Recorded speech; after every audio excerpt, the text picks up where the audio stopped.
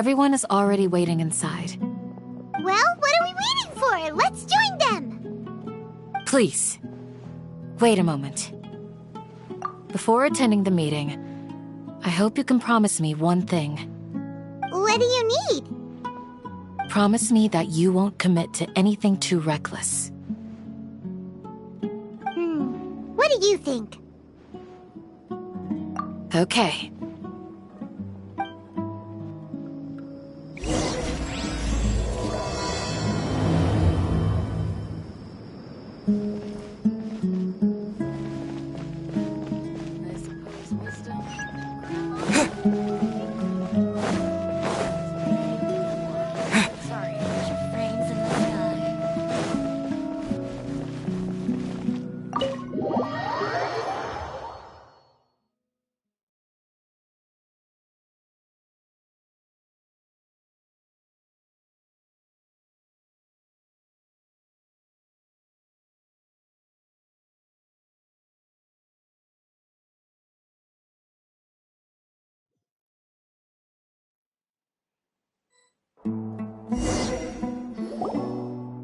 Everyone's here so early! But why isn't anybody talking?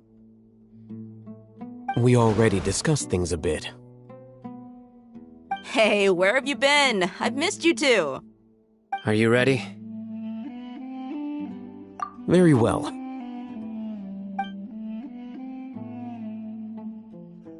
Are you sure this is gonna work?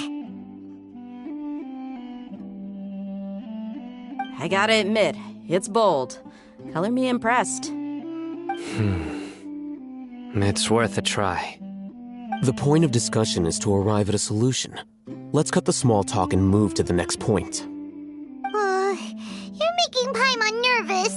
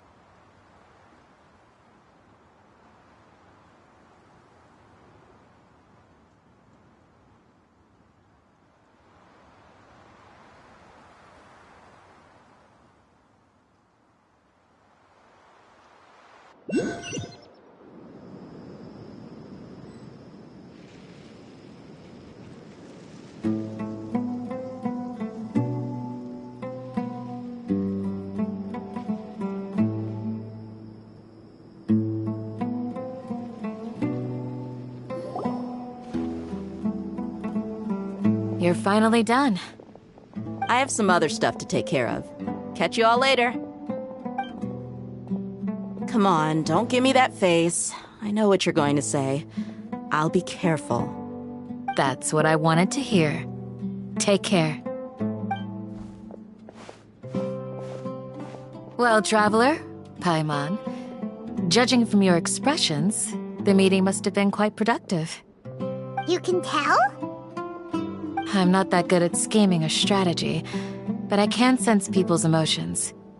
And based on your reaction, things must have gone quite well. Paimon's a little worried. Hopefully nothing will go wrong. To be honest, I feel the same. But you're already some of the most capable people I know. So you have my trust. Candace gave us a compliment! Your deeds speak for themselves. Candace, we stayed behind to tell you that, although you won't be coming with us, we'll be sure to remember your words. I'm very glad to hear that. I've said the same thing to everyone here today as I said to you when you arrived. Your safety is the most important thing. Only when you're safe can the plan be successful. So please, take care. You're welcome. And thank you for taking my advice. Good luck with everything. I'll be here in the village praying for you.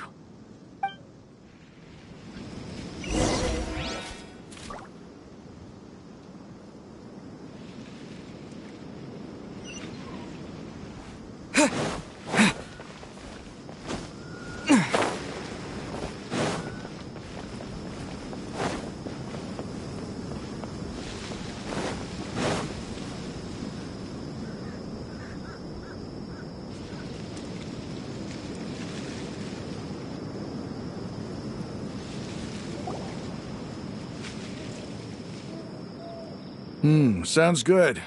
I'll go make some preparations. Okay. I'll hit them! Have you finished saying your goodbyes?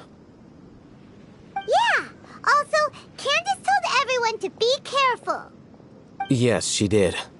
But I think my point also bears repeating. Our plan is not child's play.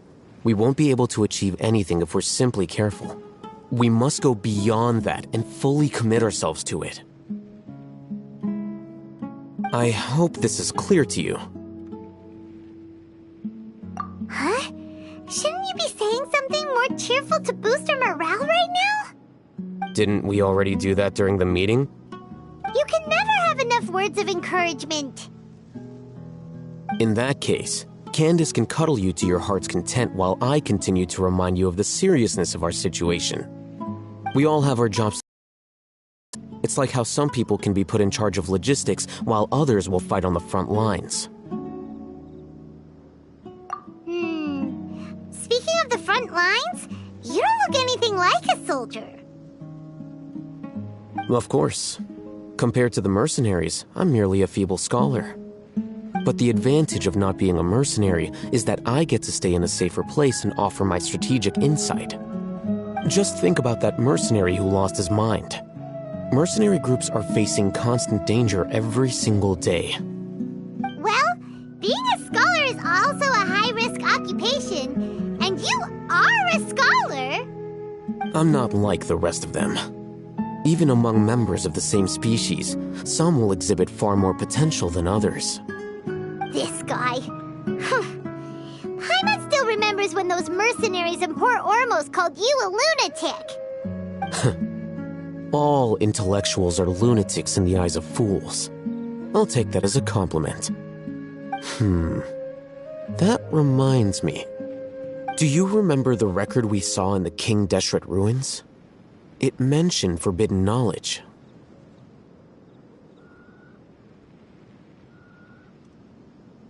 You have a good memory. Forbidden knowledge has the power to drive people insane, but this fact has never been shared with the public. Even I, who has worked in the academia for some time, was never once informed of this. I think those mad scholars and mercenaries we encountered may have all fallen victim to the corrupting qualities of forbidden knowledge.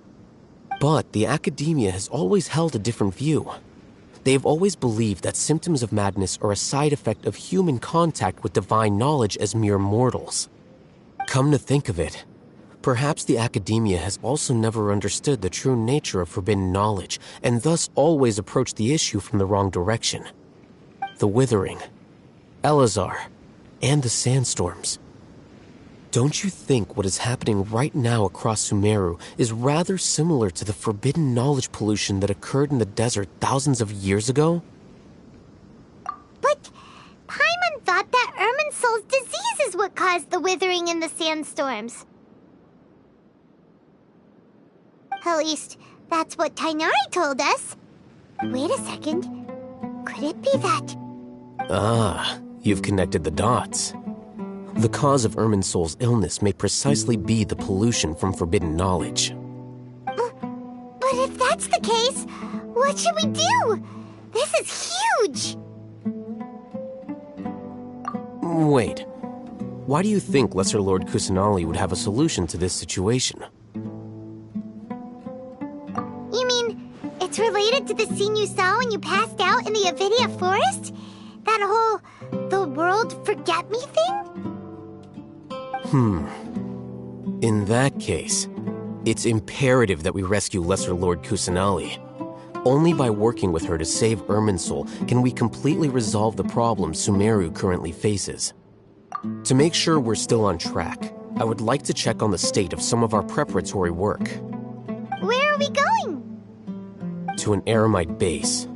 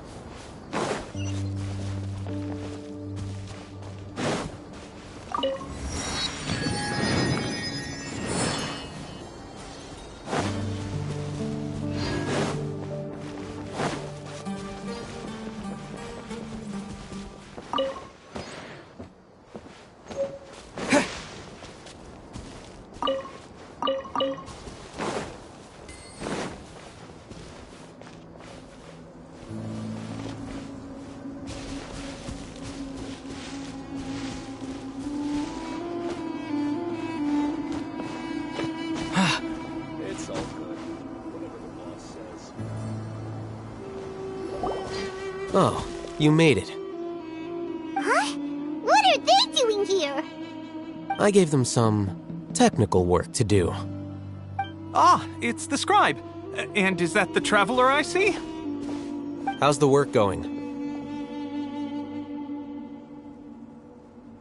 Ah, yes! We have fixed the devices according to your instructions. One of them is already ready for use, while the others are still under repair. Aren't those devices for canned knowledge extraction? What are you doing with those? Look here. Huh? More canned knowledge? Are you going to put more weird stuff into his head again? What's that look on your face? Are you scared? Paimon's a little scared, but very, very furious!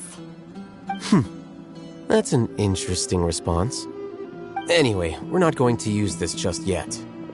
As I mentioned during the meeting, this knowledge capsule contains a decree I drew up in the past. The academia should also have their own copy. And according to the plan we just came up with, Traveler, I want you to record something into this capsule. Do you believe we can save Lesser Lord Kusanali? Good. Conviction is the most important part of all of this. Now, please get ready and put on this device. You want us to record our conviction into the knowledge capsule? Yes. Paimon is still really worried. I understand, but trust me, Paimon, this is something we have to do. It's best if you can do as I say. Because, to achieve this impossible task, it sounds like you'll need to fool your own heart first. Although it may feel like a trick, self-encouragement may be the most important tool we have. Paimon can see the point you're trying to make. Imagine this. We have orchestrated our plan and successfully rescued Lesser Lord Kusanali. As a result, we have changed Sumeru's entire political landscape. Everything went without a hitch, and everyone recognizes and praises our achievements. Now, open your eyes. Here. What's this? Read it out loud.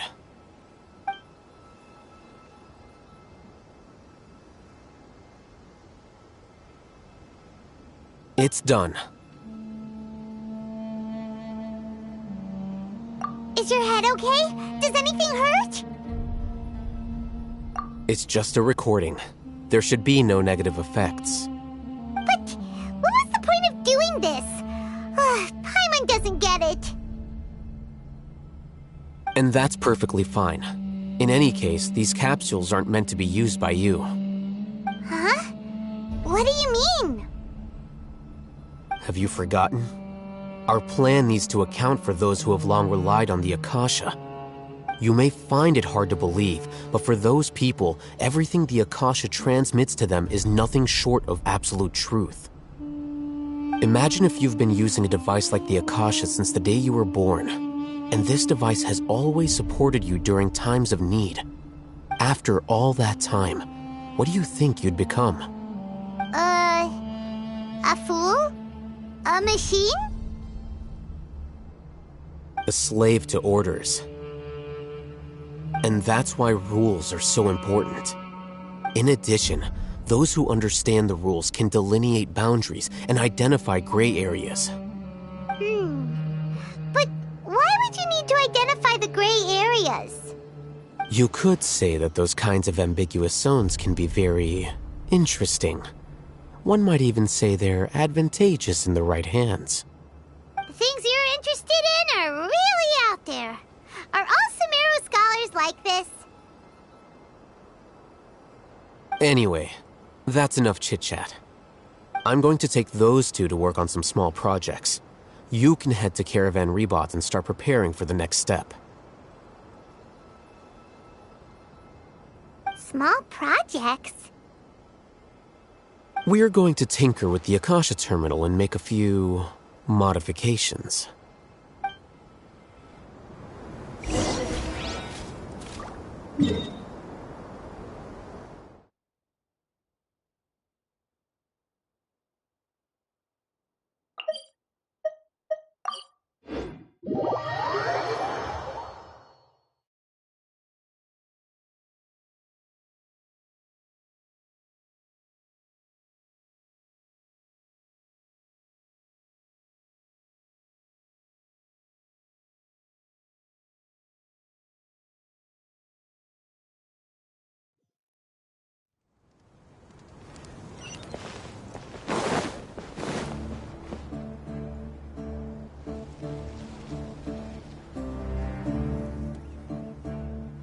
I thought we agreed on a plan.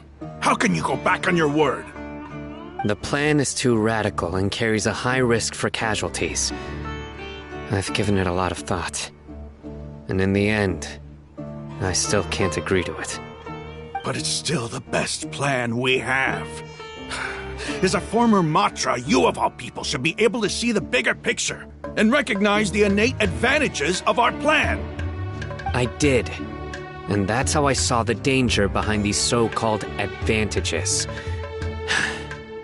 Al-Haytham's plan is even more radical than I imagined. Huh?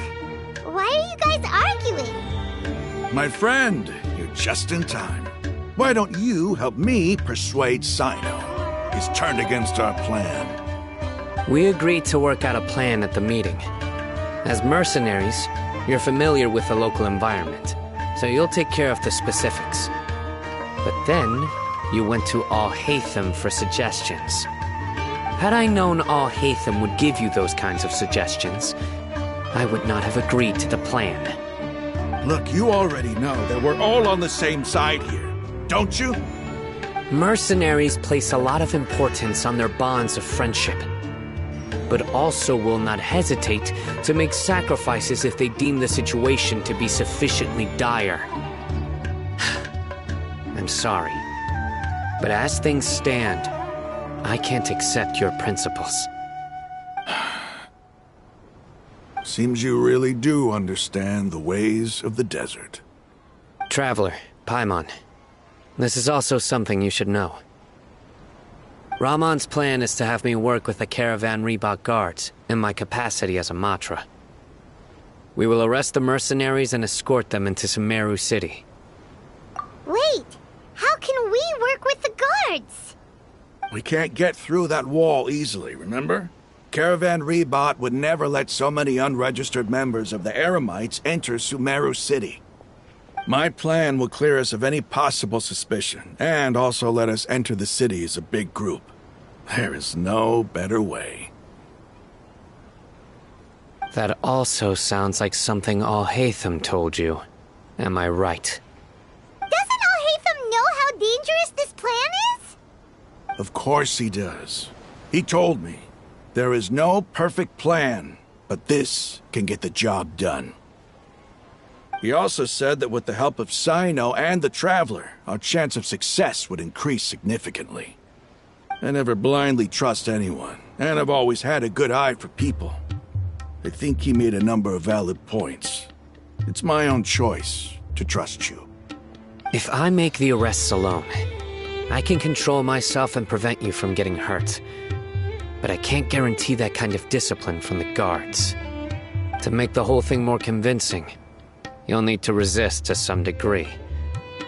Casualties are inevitable once push comes to shove. I'm okay with the deaths of enemies. But now that we're allies, I'm against the meaningless loss of our own. I can't believe a Matra would actually care about us.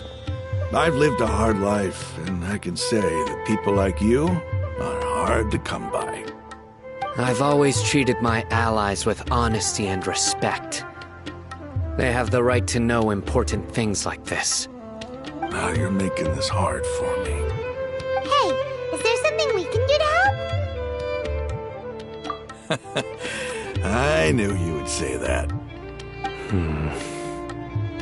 We can help fight some of the mercenaries, which should reduce the number of times you'll have to struggle directly with the guards.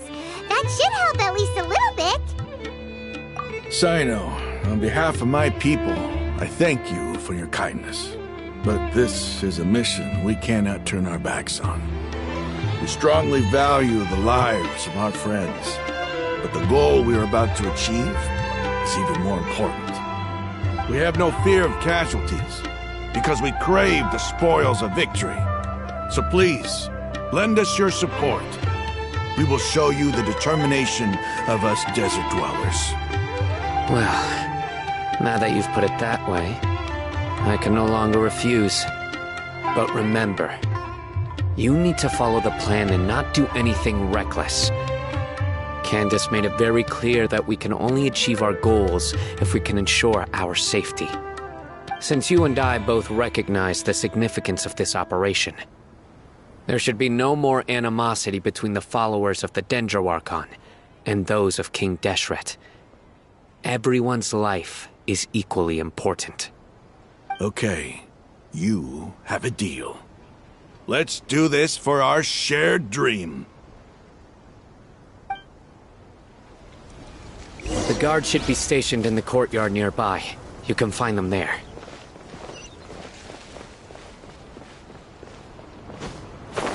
Traces of King Deshret's familiars in the desert.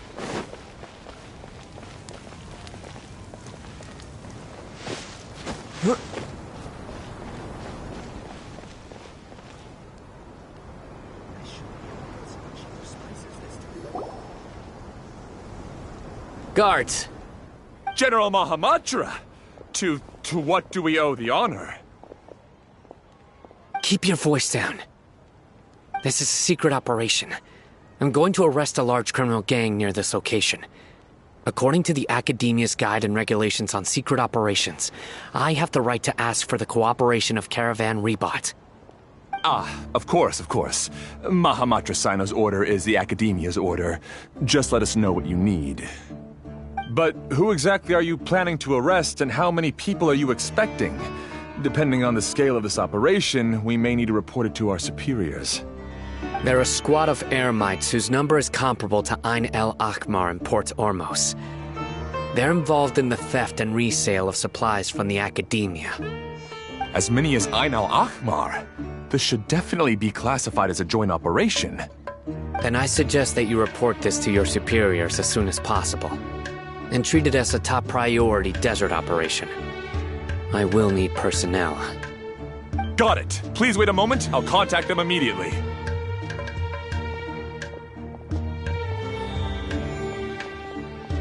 Because this is work.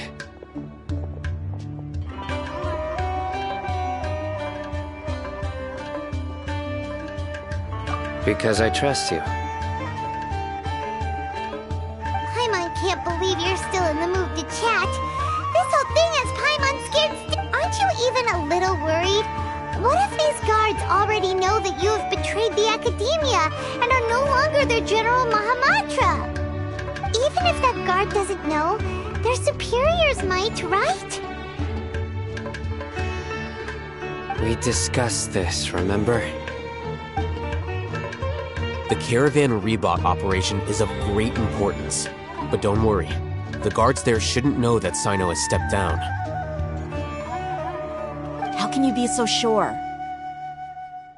First, the other Matra still don't know why Sino has left, which proves that the Academia has been covering up the matter. Second, this is a crucial moment for the Academia's God creation plan.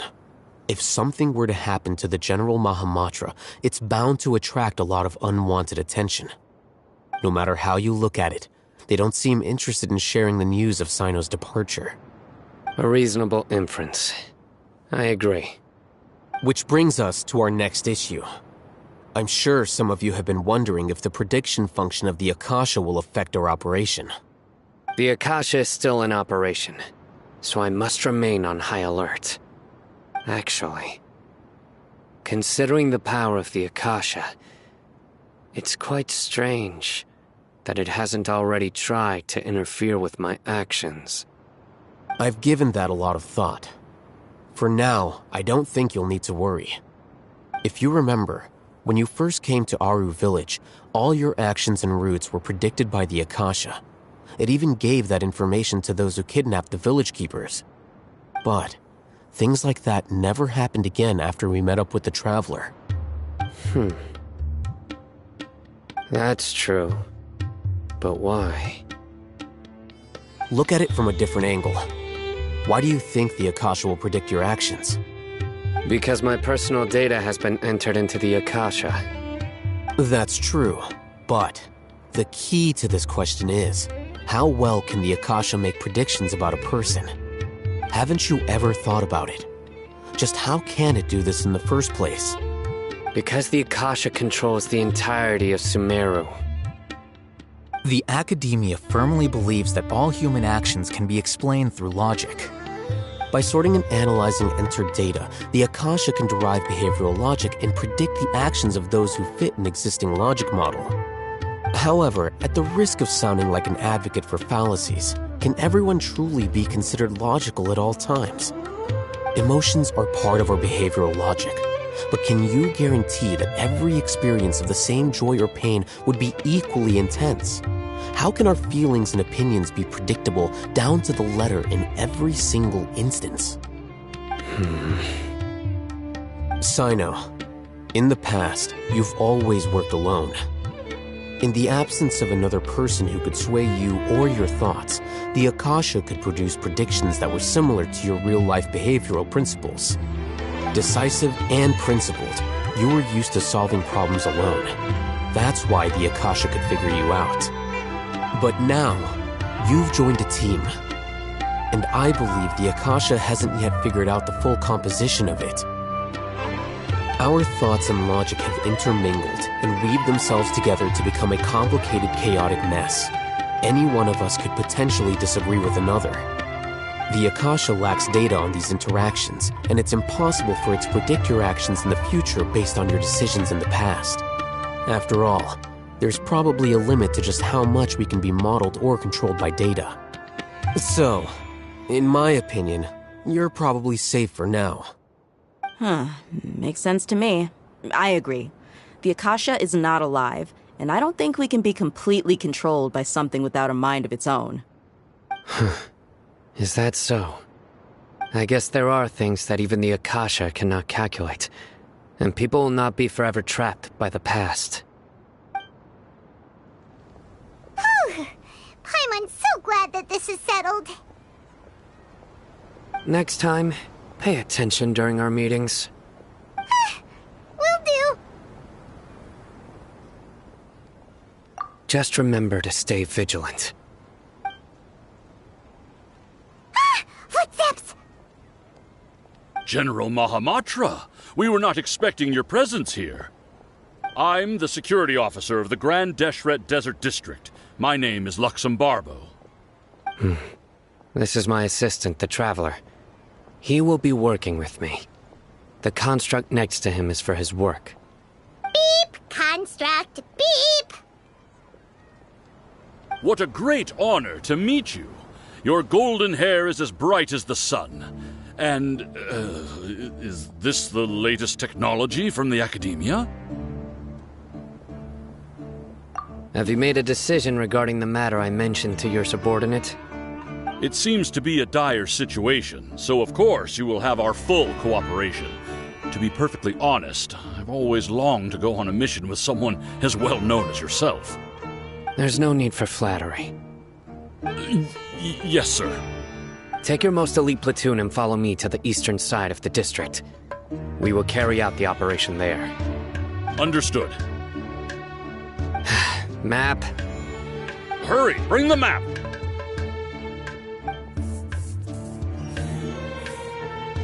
In 2 days, we will engage Rahman's Eremites and capture all of them. Any questions about the time or location? None at all, sir. Good. See you then. Yes, sir.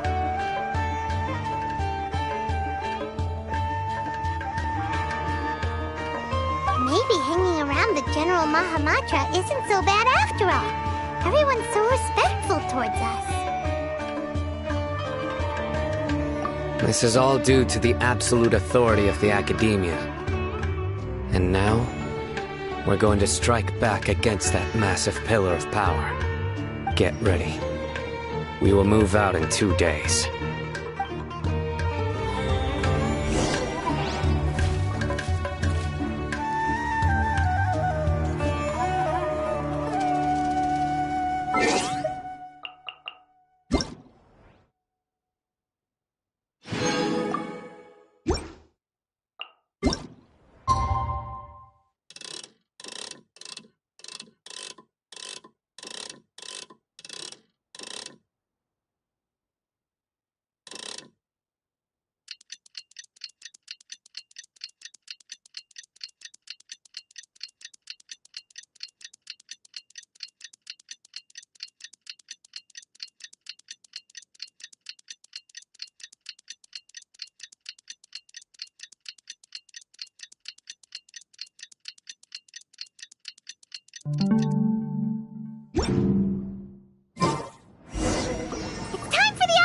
mission. Let's go meet Sino in the desert.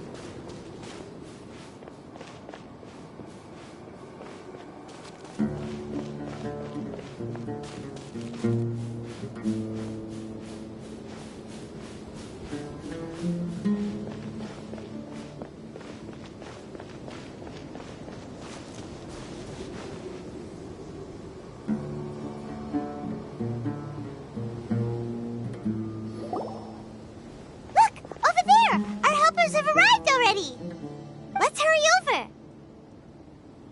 Wait a moment. Ah! Oh, it's you. You're my assistant, remember? Being my assistant, you must stay with me. Now let's head over there. It's General Mahamatra and his assistants. We meet again. You're here early. It's to show how important we think the operation is. Since this is a big case for the Academia, we are prepared to give it our best. I'm glad to hear your sense of resolve. Remember, we must capture them alive. They are our only leads for the case. If they die, we will be unable to continue the investigation. Understood. Everyone! The Eremites are approaching from the west! Make preparations and be ready for combat!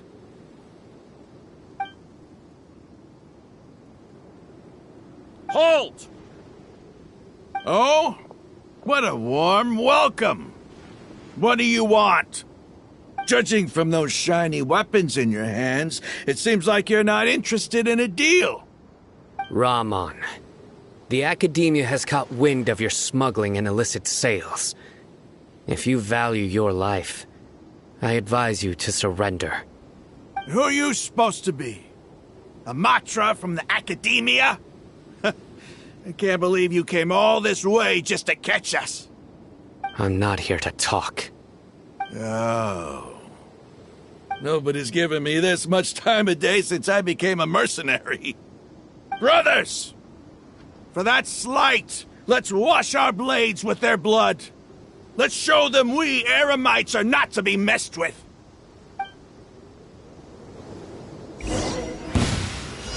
No, my sword!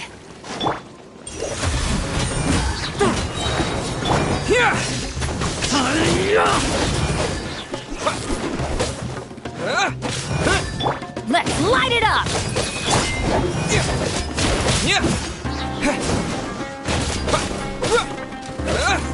Take this! Forth, my blade!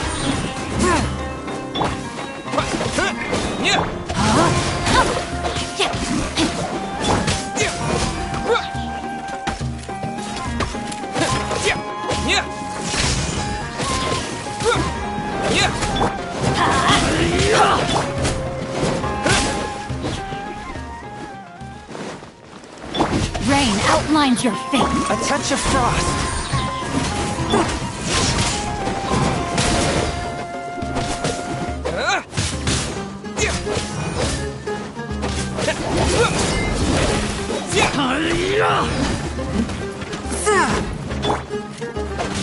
Lightning flash!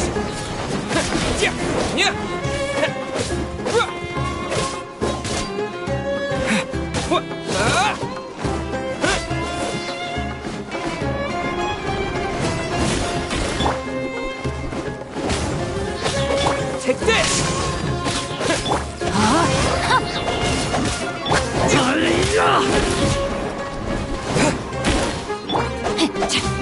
One with my blade.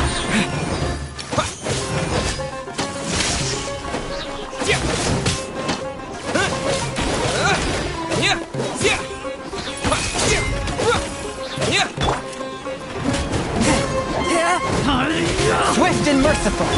No, my sword! Lightning flash!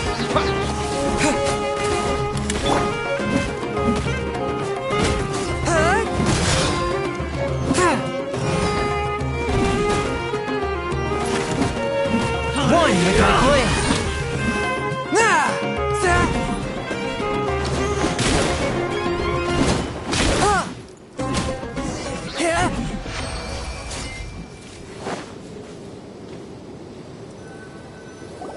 It's over. Ah! We have subdued them. The operation is now over. All Eremite mercenaries and related personnel in the area have been arrested. Ah, you pitiful Dendro Archon dogs! You'll regret this! I'm afraid you'll regret it first. King Deshret will curse you, and you will all! Silence! Oh,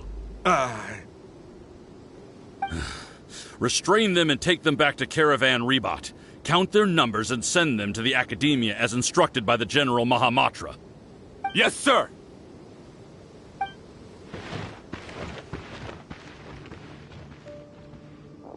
Mahamatra Sino, I will now take my leave. If you need further assistance, please come to Caravan Rebot and ask for me. Understood. You are dismissed. There they go. Let's talk elsewhere.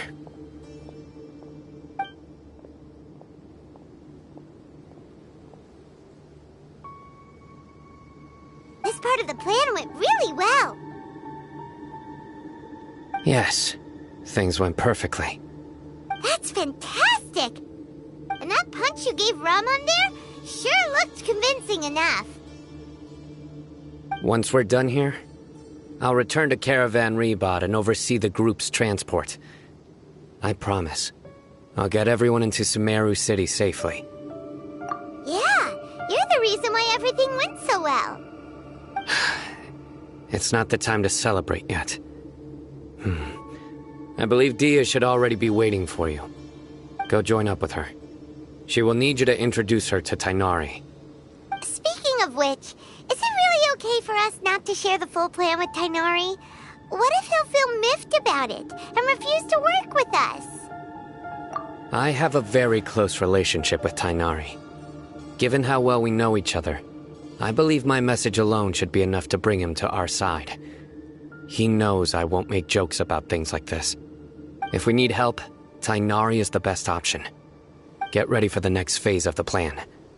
Don't keep them waiting.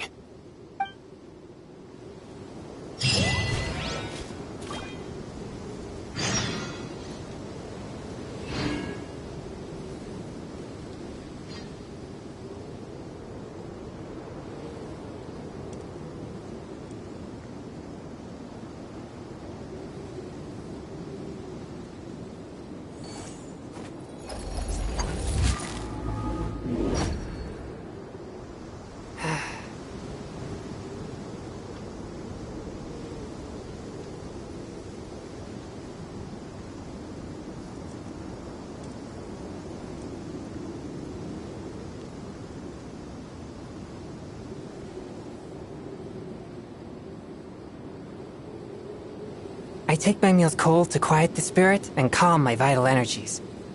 Genshin infused water with ice is the most effective.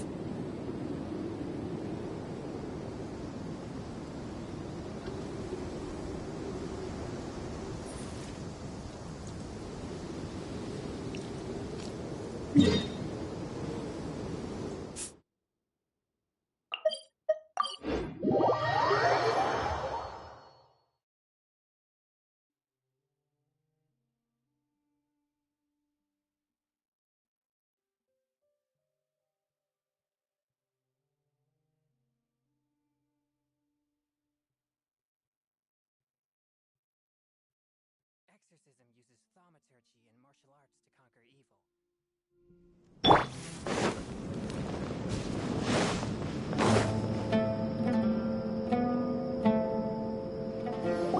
Dia! We're here! It's about time. Didn't you say our part of the plan is the most important of all? And here you come rolling in late. In the time it took you to get here, I already did 5 laps around the place, downed 7 drinks, and even did some clothes shopping. Sorry. We didn't mean to keep you waiting. I just wanted to fix your attitude and rub it in a little. After all, you took your sweet time getting here, and we've got important stuff to take care of.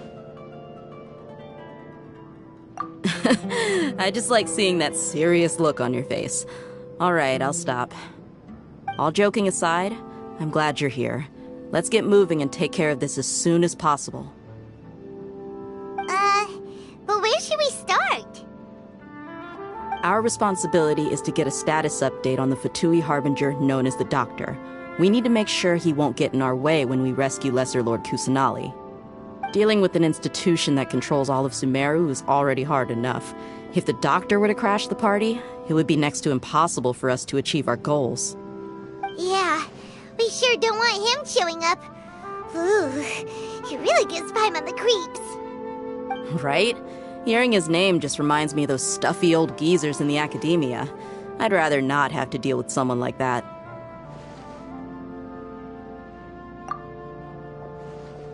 According to the plan, we should first go to Pardis Di and ask for Forest Watcher Tainari. If all Hatham and Sino's sources are solid, then we can be sure that Tainari still has the Academia's trust. So, we'll find Tainari and convince him to get us the latest intel on the Doctor. Then, depending on what we learn, we'll make any necessary adjustments to our plan. The sages have placed spies everywhere on the other side of the wall. I'll follow you as a bodyguard.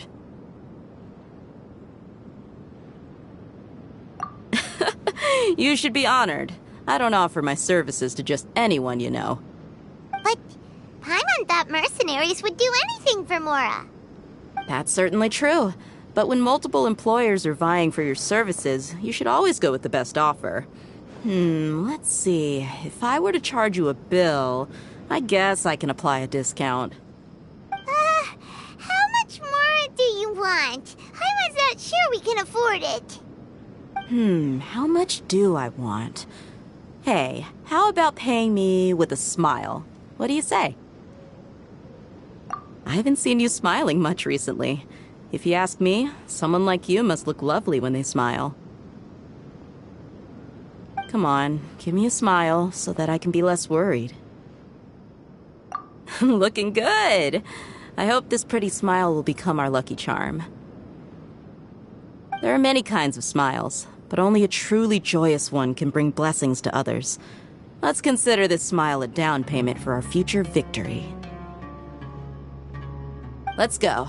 It's time to pay a visit to Pardis Di.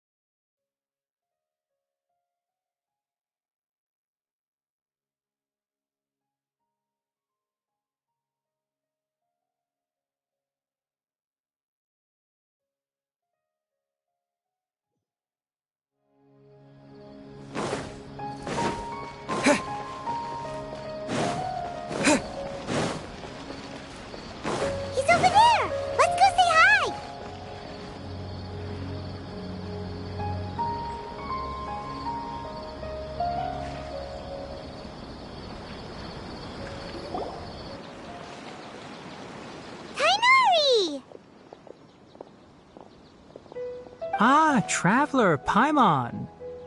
And you are? Hey there. This is our friend Dia. She's an Aramite mercenary. A mercenary? You must have some big news for me. It's something really important. Please help us out. All right, then follow me.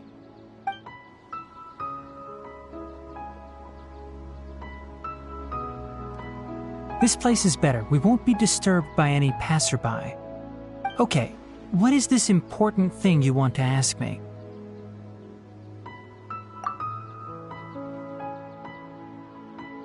The Doctor, huh? He's that strange-looking Fatui Harbinger with the mask. Paimon thinks he has blue hair. Yes, I know him. Actually, he left Party's DI just a little while ago. He left already? Yeah, he came looking for me. Can I ask what it was about? Sorry to ask you like this after having just met, but your answer is very important to us. For now, all we can share with you is that your friend Sino is working with us. Sino, you say?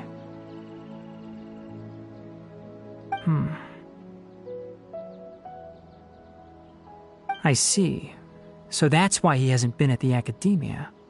Okay.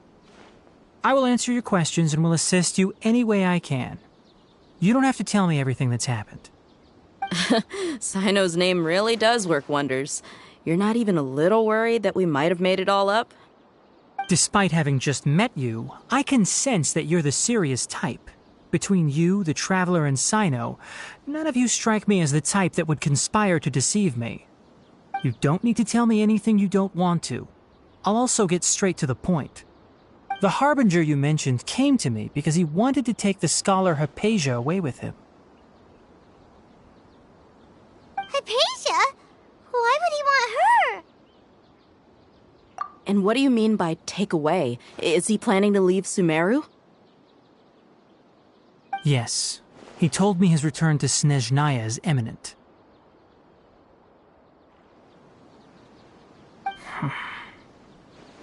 So you mean... you're leaving this place soon? Indeed. Otherwise, we could have perhaps talked a little more. I was just about to set out when I remembered something important. To that end, I made a final trip to Pardis Di. Let me ask, have you been taking care of a scholar by the name of Hypatia? Your sources are accurate. No doubt because you recruited many informants. But you're right. Hypatia has indeed been receiving treatment from me. Forgive me for asking. Given the way you're asking, I assume you have something to say. Since you asked, I'll be frank. I would like to take Hypatia to Snezhnaya. It's incredibly difficult to transfer a patient. As a scholar yourself, shouldn't you at least be aware of this? Oh? I can't believe your utter lack of faith in me, to the point of even questioning my general level of knowledge.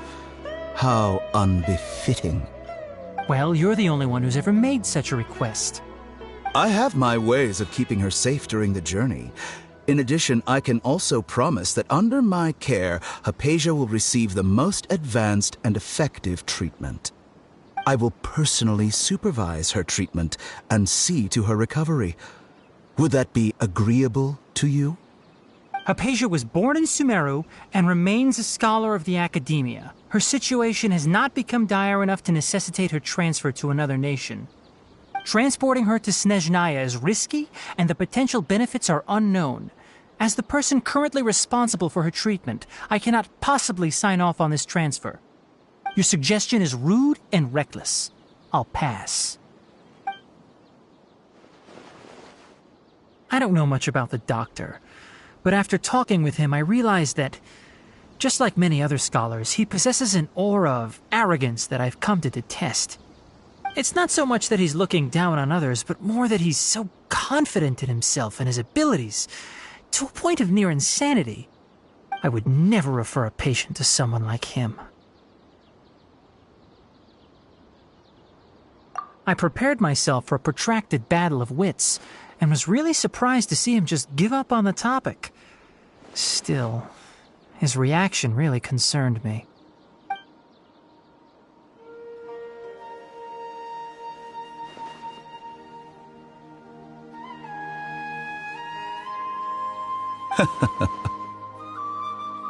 I see. Of course, your opinion makes perfect sense. You're still young, but already quite stubborn. I must say, you are not like what I had expected. Under normal circumstances, I wouldn't just let you off the hook like this. But unfortunately, I'm in a hurry today, what with Her Most Noble Majesty the Tsaritsa calling for our return. Luckily, there is still some time left for me to take care of everything before I leave.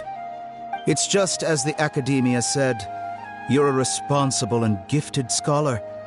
Sadly, even with all of that, you're still lacking a bit of shrewdness.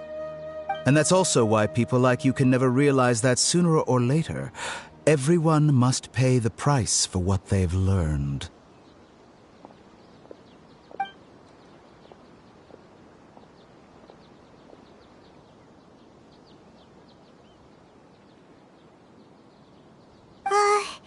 Paimon can't help but feel like he's hinting at something unpleasant. He asked a question, yet didn't care for my answer. Perhaps I'm nothing but a talking rock in his eyes. He never came off as malicious, but an utter lack of compassion permeated throughout our conversation. From his tone, I can sense that he's always looked down on others. I can barely believe it myself, but if that's true, the situation will be in our favor. I don't think I missed any details. Frankly speaking, I don't want you to do anything too risky. Now that you know a little more, it should be easier for you to stay safe.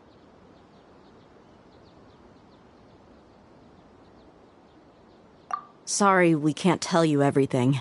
We appreciate that you helped us anyway. I won't forget your kindness. It's okay. I have an obligation to do so. To be perfectly honest, all of this may have started because of me.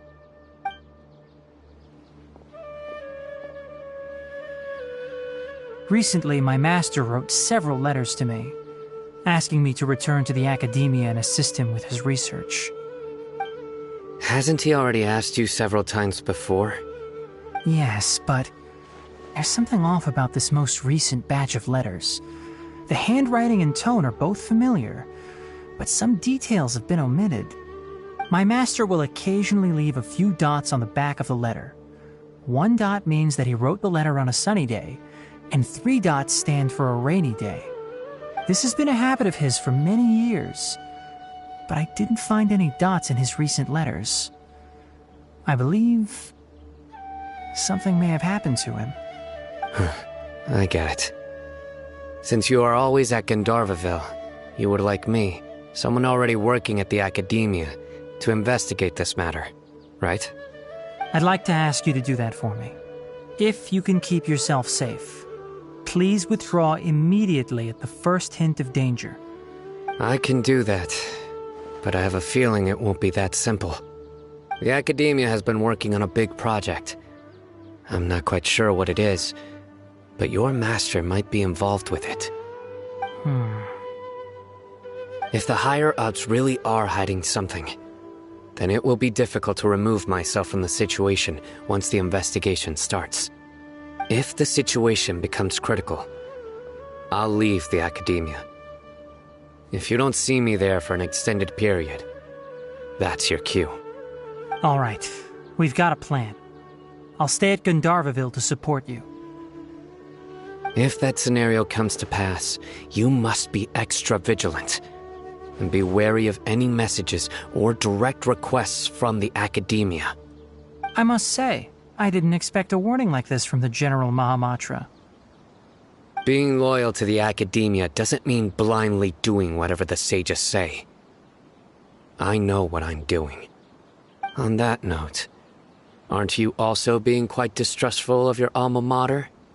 The Academia, yes, but my master is a man of integrity. Even when I was a student, I was worried he'd get in trouble for sticking to his beliefs. I suppose he's lucky to have lasted so long. But in the end, it still caught up to him.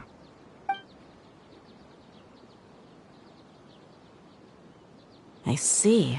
So you noticed something was up with the Academia from the very beginning. This may well be how Sino became involved in all this. In that case, I must keep my promise and help you however I can. Also, if you run into Sino again, please help me pass on a message to him. Trust your own senses and experiences. I think this may be something he needs to hear right now. Okay, we'll find a chance to tell him. Thanks. Right. Now let's go hunt down this Harbinger. Oh, by the way, which way did the doctor go when he left Pardis DI? That way. Gotcha. Thanks so much. We'll be on our way.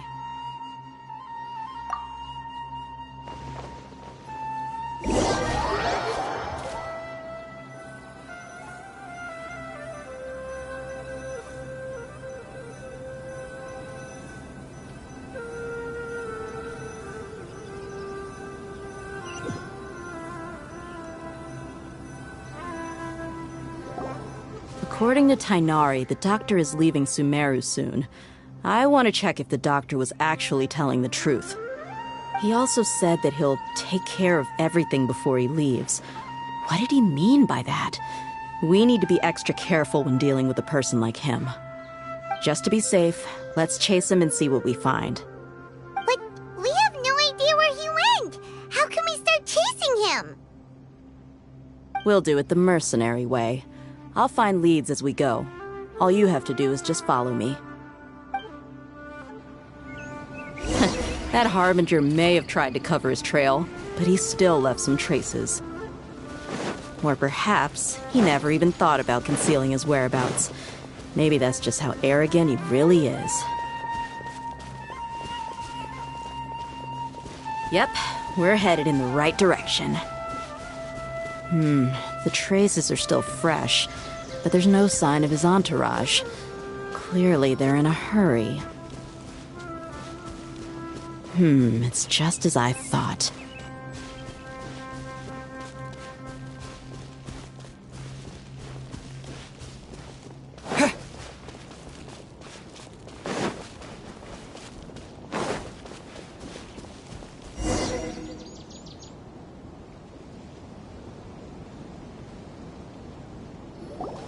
We can stop here. I think I know where the doctor went. To the south of here is Port Ormos, which seems to be where they're headed. Port Ormos? They're going to leave by boat? That's right. Let's go to the port and have a look for ourselves.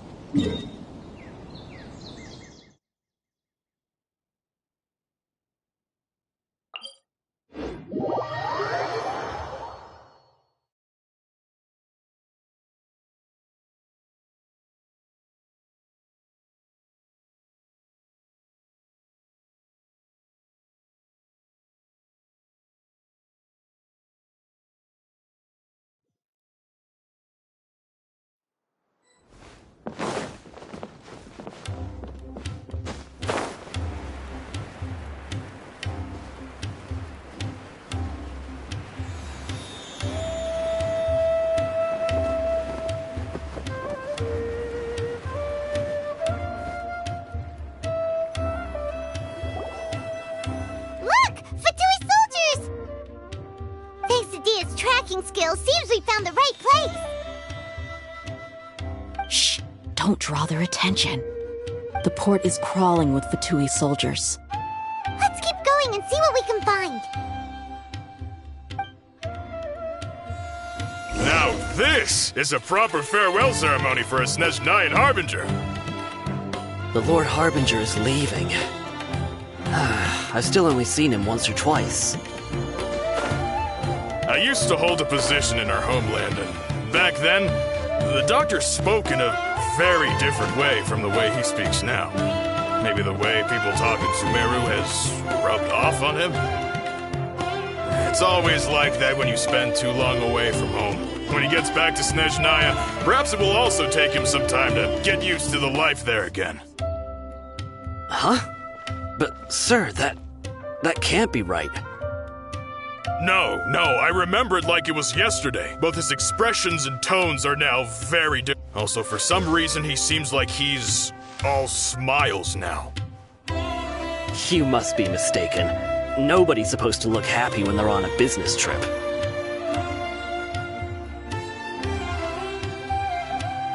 The doctor is on that boat. So he told the truth after all. He is actually leaving Sumeru. Let's get closer and find a place to hide so we can observe him.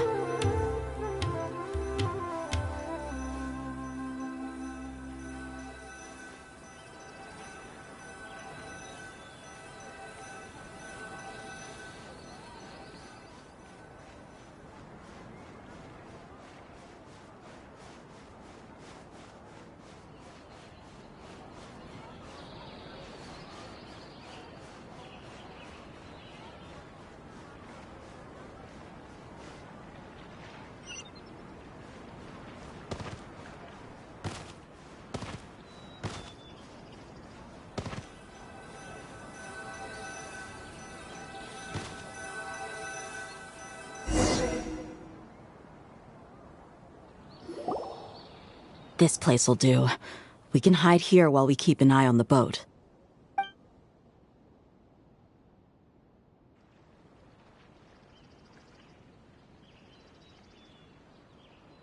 Uh-oh!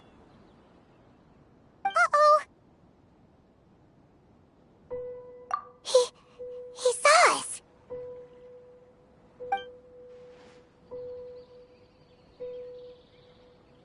Huh? Is he waving at us? It's time to say goodbye. Wait, is he the only person on the boat? You mean there's nobody with him? And where are all the soldiers we saw in the port just now? They were all here just a few minutes ago, but now they vanished. So this was a trap. Wait, don't tell me that... Luckily, there is still some time left for me to take care of everything before I leave. Oh no. They might be after Hypatia. Let's get back to Party's DI. Huh? What do you mean? I'm afraid that she's seen something that she wasn't supposed to see. If I were the Fatui, I would also try to take her away. And if I couldn't... Oh no! Are you saying they're going to kill her? Let's go!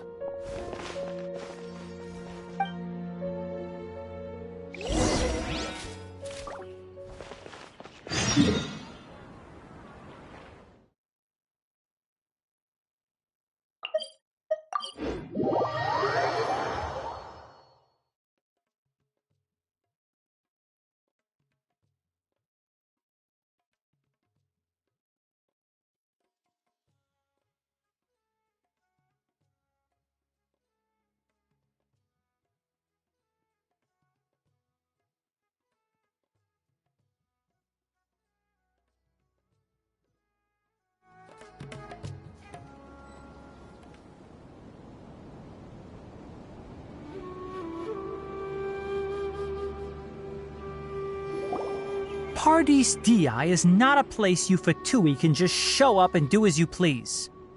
I believe we've already made ourselves quite clear. Our superior gave us permission to search for and collect medicinal herbs in Party's DI for research purposes. But you've been in Sumeru for some time already. I find it coincidental that you chose to only come here today. Even the Grand Sage himself may not have the right to question our research, much less an ordinary scholar like yourself. I've done my duty to inform you. Don't make things difficult for yourself. It would seem that my words have fallen on deaf ears. You can keep trying to deny it, but coming to Party's DI now? I'm pretty sure you're not just looking for herbs. With all due respect, your baseless speculations will only lead to unnecessary trouble. Well, you only have your Harbinger to blame. He knows nothing about keeping a low profile. I may be staying at Party's DI as a scholar, but that doesn't mean I'm no longer a forest watcher. It is still my duty to protect the peace and safety of the scholars who have contributed so much to Sumeru. Then it seems our conversation has hit an impasse. No one will lay a hand on you, Hypatia. Not on my watch. Tighnari! Are you alright? I'm fine. These Fatui have really crossed the line. Time to teach them a lesson.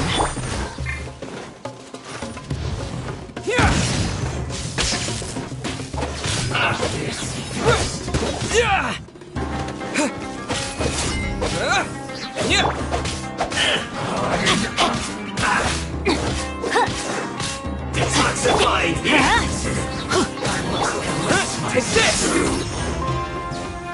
Rain outlines your fate. One with my blade. Lightning flash! There's no use resisting! Give us Hypatia! Keep dreaming. Yeah, Kainari, beat him up! Stay right! I guess. Let's move this. Shouldn't get careless. The doctor's orders are absolute. Yeah? You've been someone's lapdog for so long that you don't know anything else now.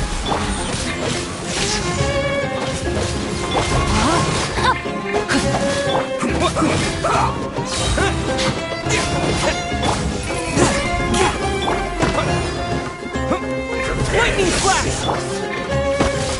Let's end it. I slipped up. So this isn't good. No, my sword! No One escape. with my blade. Here! Submit for judgment.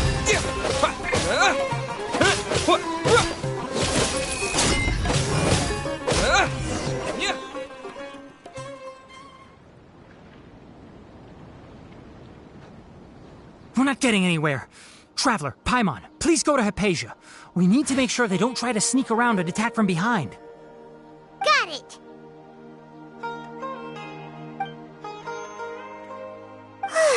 Hypatia's still here. Doesn't look like anyone's broken in.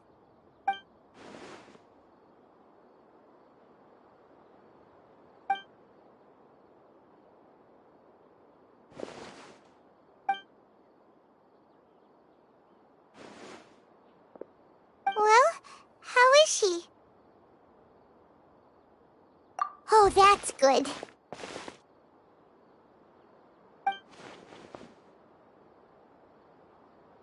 So, you think this is over?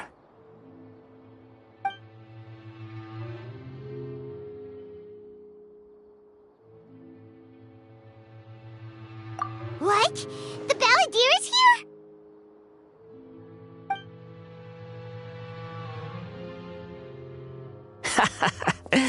I've missed that look of abject horror. You've given me that look every time we meet. But, where is he?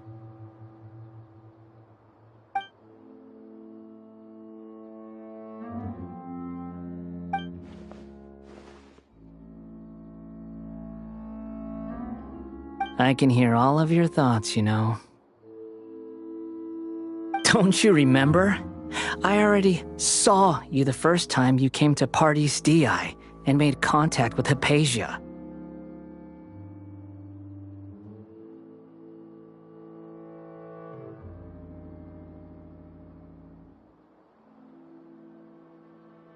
I didn't need to do anything. It is her honor to be able to connect her consciousness with me. Who are you talking to? It can't be the Balladeer, right? That's impossible. I know you must be curious. I might as well tell you that I decided to enter Hypatia's consciousness the moment I sensed your touch.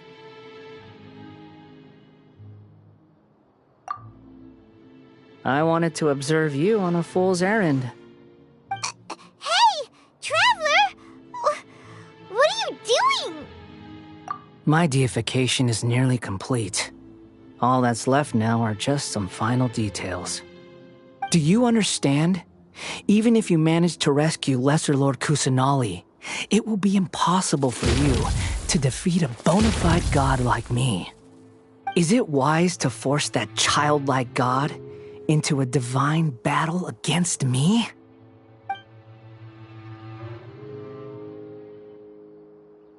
Scholars consider the God of Wisdom to be the sum total of their faith. It's how they can justify reverence for a god as they construct it. But this also shows that humanity's worship of gods is a combination of blasphemy and exaltation. It's truly laughable.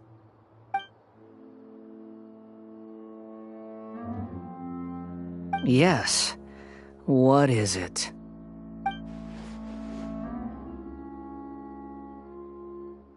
Yeah, I'm in a good mood, which is why I'm talking to you like this.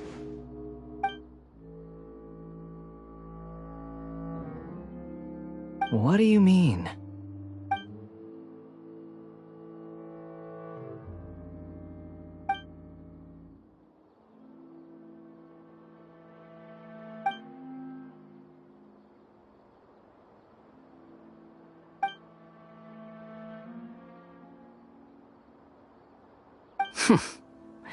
Those words almost make you sound like a friend who actually cares. But you're wrong. I'm different from all of you. I was born to become a god. My entire life up until this point has just been a meaningless routine. Just think about a sheet of paper. By itself, it holds no meaning.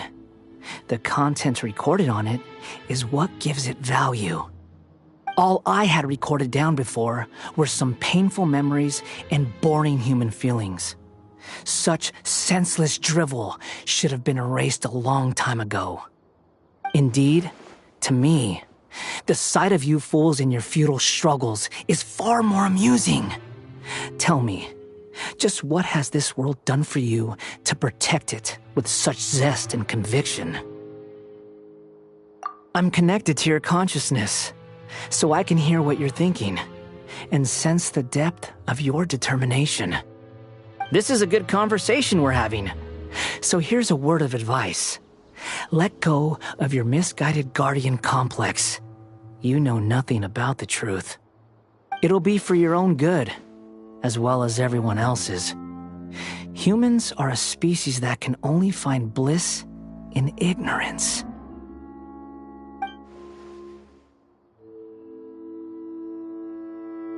Ah, you've seen my affection for her. If you were in my position, I think you'd feel the same way. She peered into my consciousness and saw my past. Someone like that is qualified to become my first follower. All gods need followers. So Hypatia has been chosen. Her appearance heralds my imminent arrival at the throne of divinity, while her worship shall become my glory.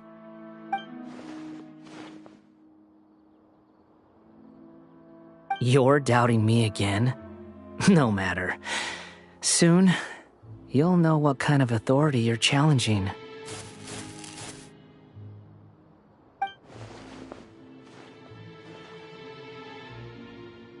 Who wants to hurt my devout follower?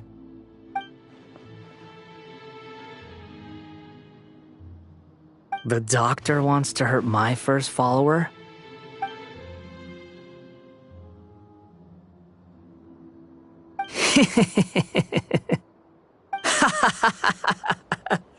How very amusing. Has anyone ever told you that you're not good at sowing discord? The doctor has never known his place. Even now, the puny human thinks himself capable of interfering in the business of the new god. You're still too naive if you think a few words will be enough to convince me to destroy the doctor.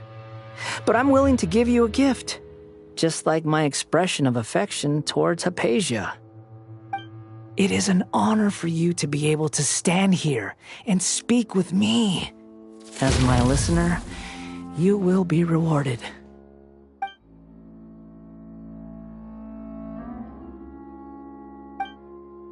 Both good things and bad things can be called gifts. After all, gods have never needed to be reasonable. Ah! Paimon used thunder! That person Paimon couldn't see was the Palantir? Oh, he sure chatted with you for a while.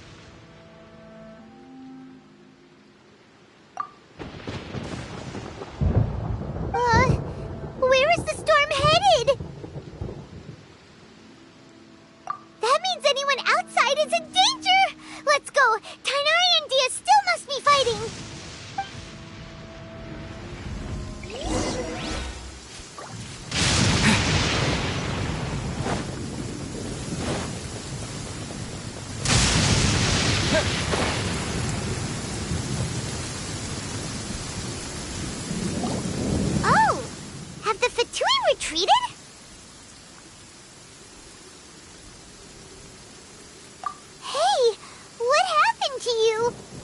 He's hurt. I'm fine. Don't move. I've seen eremites get struck by lightning before. You need to rest. Struck by lightning? We were fighting, and just as things started looking grim, the weather suddenly became extremely strange. Lightning started attacking everyone, almost as if it were alive. Luckily, there were only 2 of us, and both of us were nimble enough to dodge most of the strikes. There were a lot of Fatui, though, and they were being torn to shreds by the bolts of lightning. With that, all the Fatui soldiers were forced to retreat. It's all right. My wound aside, you look like you've seen something unpleasant. Is Hypatia all right? Hey, didn't I tell you not to move? Just in case. Let's go to Hypatia's place and talk about things there.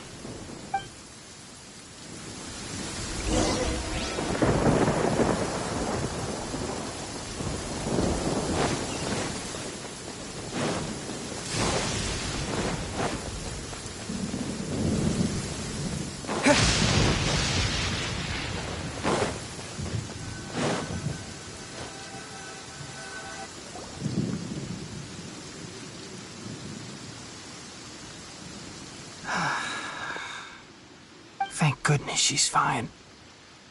Hey, how about taking care of yourself first? I understand my condition.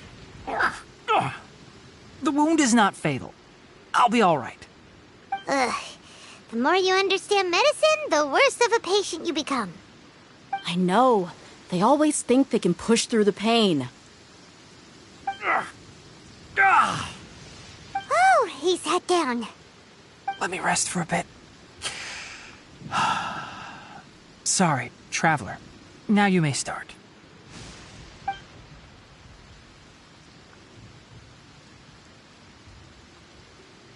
So that's what you were talking to the Balladeer about? Oh, Paimon can't believe what he's thinking. The Academia's God creation plan. How ridiculous. That sounds, ambitious, I guess? Anyway, this is all way beyond me. As long as I can enjoy every day with a drink in my hand, tasty food in my stomach, and a good night's rest, that's enough. I'll only work when I have to. I must be the least ambitious person who's ever set foot in Party's DI. Don't say that. I haven't even thanked you for your help back there. Don't mention it. Well, if nothing else, all this proves that the doctor really did have some urgent matter to attend to and left Sumeru in a hurry.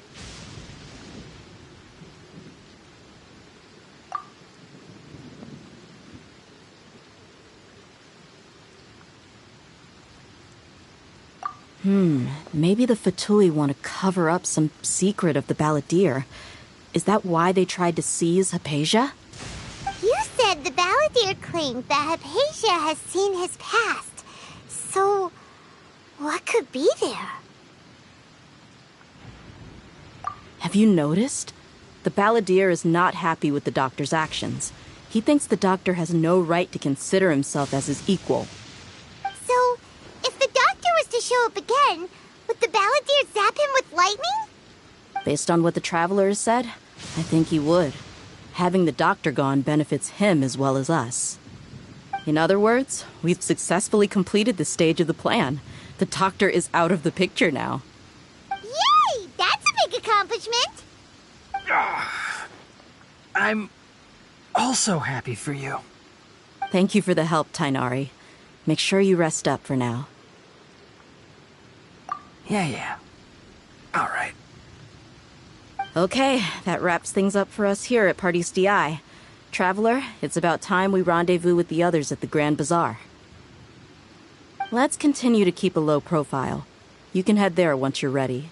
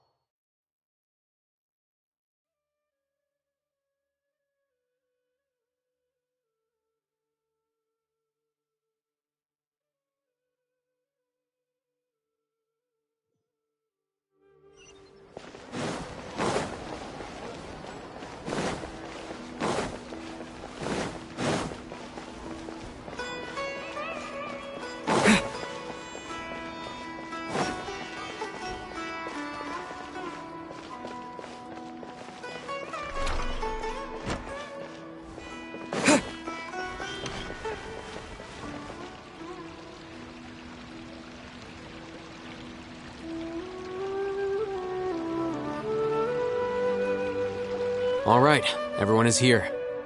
How did everything go? Any luck with your missions? Let's report back one by one. I'll start first. We've made the necessary modifications to the Akasha terminal. In addition, the props required are also ready. I'll go next. The Traveler and I went to Party's DI. The situation was a bit complicated, but we found Tainari. Unfortunately, he was wounded during a fight. Who was behind it? Well, that's the tough part. What should I say, Traveler? The Fatui or the Balladeer? After some back and forth, we confirmed that the doctor has left Sumeru by boat. He has something urgent to attend to back in Snezhnaya. So, we've successfully removed the doctor from the picture. Also, Tainari's already resting, so he'll be okay. Good. Oh, Tainari also asked us to tell you this message. Trust your own senses and experiences. All right. I'll remember that. Everything also went smoothly on my side. The Eremites should have arrived at their destination by now. To avoid alerting the quarry, they will stay there for now. I can't believe you actually got so many Eremites into Sumeru City. It's all thanks to Rahman and his brave team, as well as their bold strategy. It appears to have been very effective. I'm glad to hear it. Well, is that everything? Okay, this meeting is adjourned. Huh? Wait, you mean that's it? Well, what else is there to discuss? Shouldn't you end with some words of encouragement? You know, to fire us up now? Personally, I'd rather we all go home and get some rest. I'll hate them, Ugh. Oh, and if you wanted someone to say something to that effect, then I must reiterate that I'm here to strategize and not to lead. So you should find someone more suitable to do that. But I thought all of you Academia big shots were great speakers. Then I should remind you that I'm the scribe.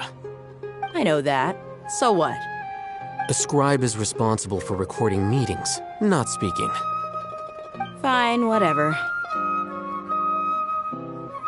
Well, Sino doesn't seem to be much of a talker either. I guess that leaves it to my employer. Employer?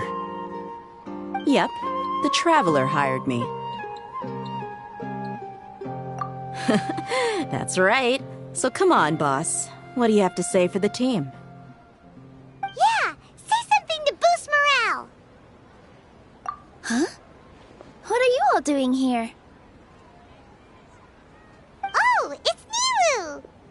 Hey, everyone. I'm not disturbing you, am I? Not at all. I was actually just about to go find you. Judging from the group and all your serious faces, you were discussing something important, weren't you? But you also look like you're up to no good. Seems pretty interesting. Welcome, Nilu. Would you like to join us? Huh? Join you? You mean, you also want to discuss something important with me? Yes. Something very important. Nilu, are there any breaks in your performance schedule in the upcoming days? Huh? Wait, you're seriously inviting me?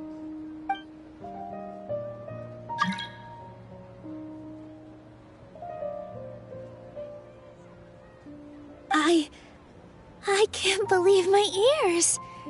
You are truly the bravest and most passionate people of Sumeru, well, that I've ever met. Ahem. Oh, right. The Traveler and Paimon are not from Sumeru, but you are awesome as well. That's right.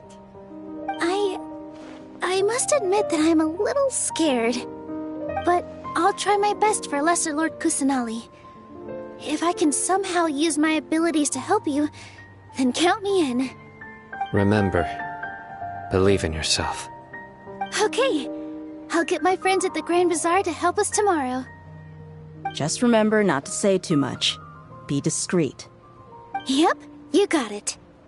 All the preparations are done. Now, can we finally conclude this meeting? So, have you thought up what you'd like to say, boss?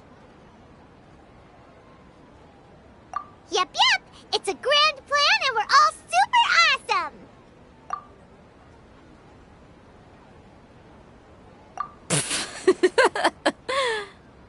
Well said. A good night's rest before an operation can be the difference between success and failure. Thankfully, I've had my place to myself recently. It's been nice and quiet. Huh? Oh, nothing. Alright, let's all go home and get a good night's sleep so we can be up early tomorrow. Okay. So I guess that means it's time to say goodnight now. Yep! Good night, everyone!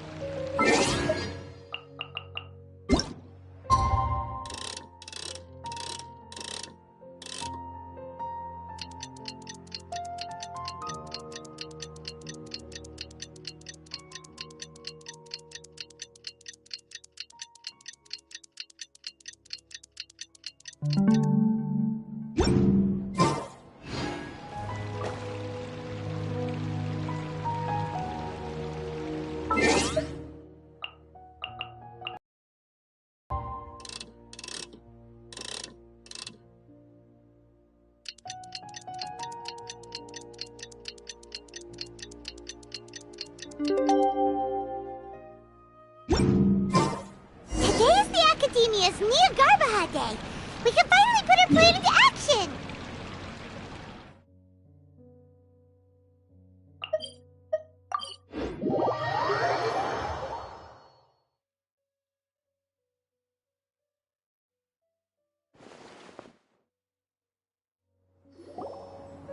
Hello, you two. Sleep well? Not really. Paimon got too nervous thinking about today and didn't fall asleep until the sun was almost up. What about you all, Hatham? Naturally, I slept just fine. After all, a good rest should be considered part of the plan, since energy is an important resource. You just want to show off how calm you are. It's crucial to dissipate any tension before we execute our plan. The only thing you're doing is being annoying. Anyway, do you need me to go over the game plan again? Our target is Grand Sage Azar's office. Everyone in the Academia knows that's where the Grand Sage's console is. Only they can operate it. Many restricted commands and operations are executed via that console. I'm sure that console has a way to free Lesser Lord Kusanali. You know, Paimon's been thinking, what kind of technology could let the sages imprison even a god? That isn't something they could have accomplished with their scholarly talents alone. In the Sanctuary of Suristhana, there's a device of Greater Lord Rukkhadevata's that she once used to isolate herself while meditating. 500 years ago, the Grand Sage at the time modified the device so that it can no longer be controlled from the inside. They were effectively trapping one god with the power of another. So, how are we gonna get to the Grand Sage's office? Don't forget, today is Neogarbaha Day, arguably the most important day to the Academia.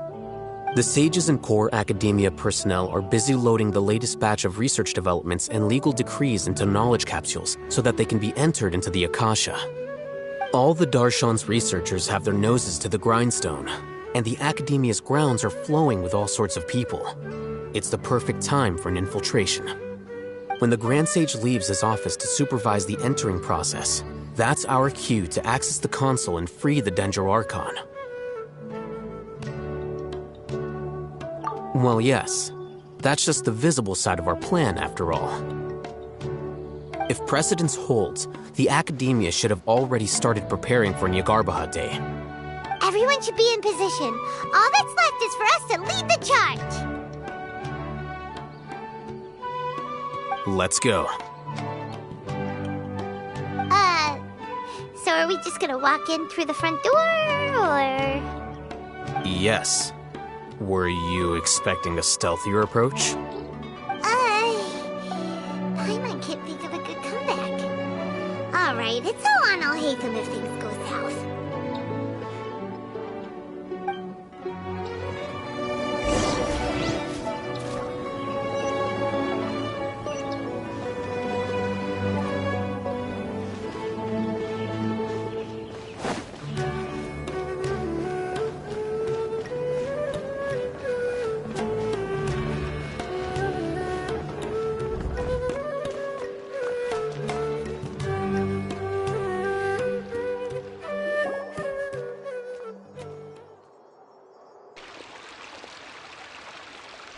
Scribe?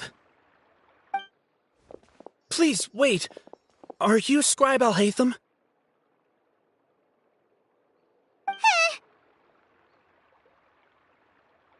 That's me.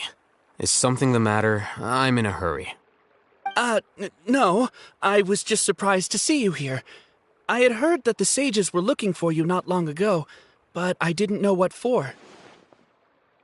And, also, please don't bring outside guests into the academia.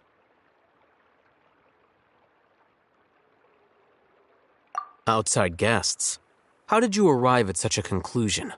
Your groundless inference shames the Haravatat Darshan. What did you say? I'm the top student in Haravatat, and I earned 3rd place at the last Inter-Darshan debate. Don't look down on me! That wasn't my intention. As your Haravatat senior, I just assumed that you possessed a greater aptitude for critical thinking. Look, based on what you already know, the purpose of my return and the reason they're here should be obvious.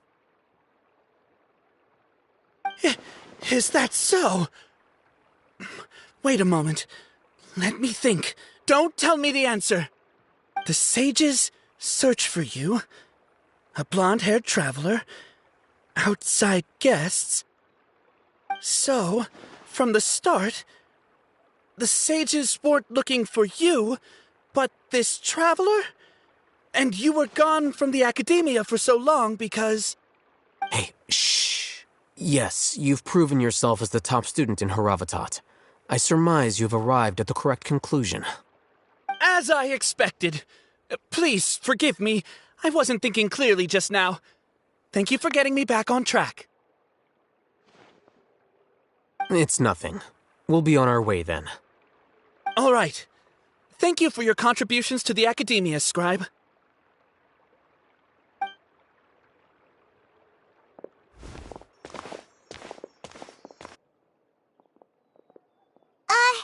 What the heck just happened now? What did he just guess? I'm afraid I don't know either. You have no idea? Mm-hmm. He convinced himself of whatever truth he came up with. That is the so-called pride of a scholar. If someone questions their academic facility, they will instantly feign understanding to keep up appearances. Nowadays, the academia is rampant with this type of scholar. Their obvious farces of intellect only serve to highlight themselves as fools. Wow, so there are special ways to deal with smart people. We don't even need to make up our own excuses. We shouldn't waste any more time. It would be problematic if we missed our window of opportunity. Let's go.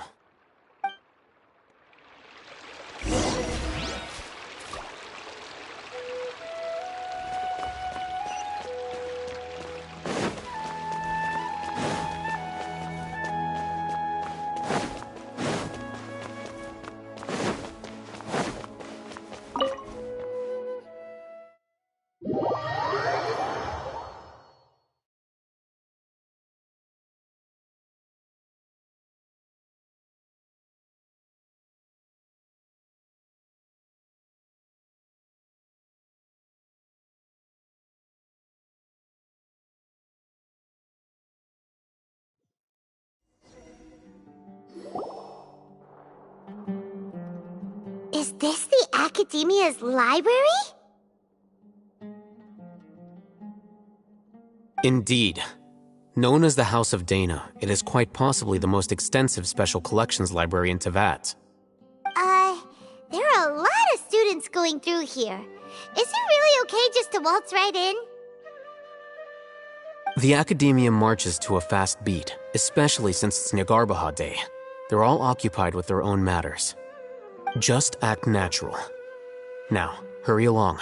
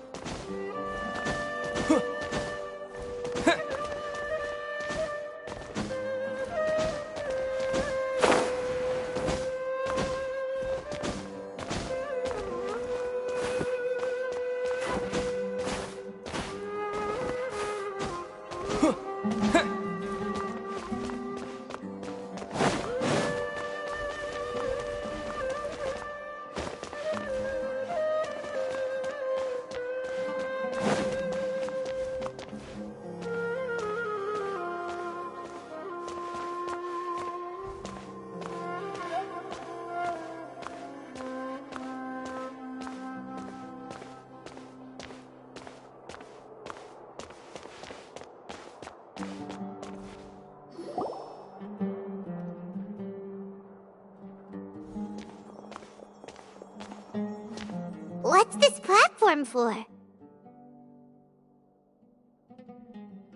It's a lift that Academia personnel use to access higher floors. Are we gonna take it then? The Grand Sage's office is up there somewhere. No, not right now. We can't guarantee that we won't run into the Great Sage.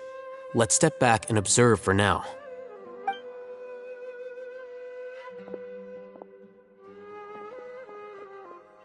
You think the Grand Sage will exit from there? And after he does, we'd sneak past him? Oh, Paimon thinks that's really dangerous.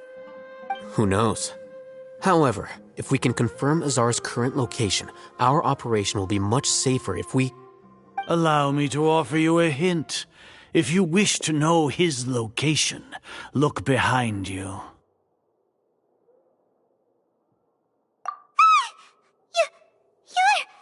What's Grand Sage Azar doing here?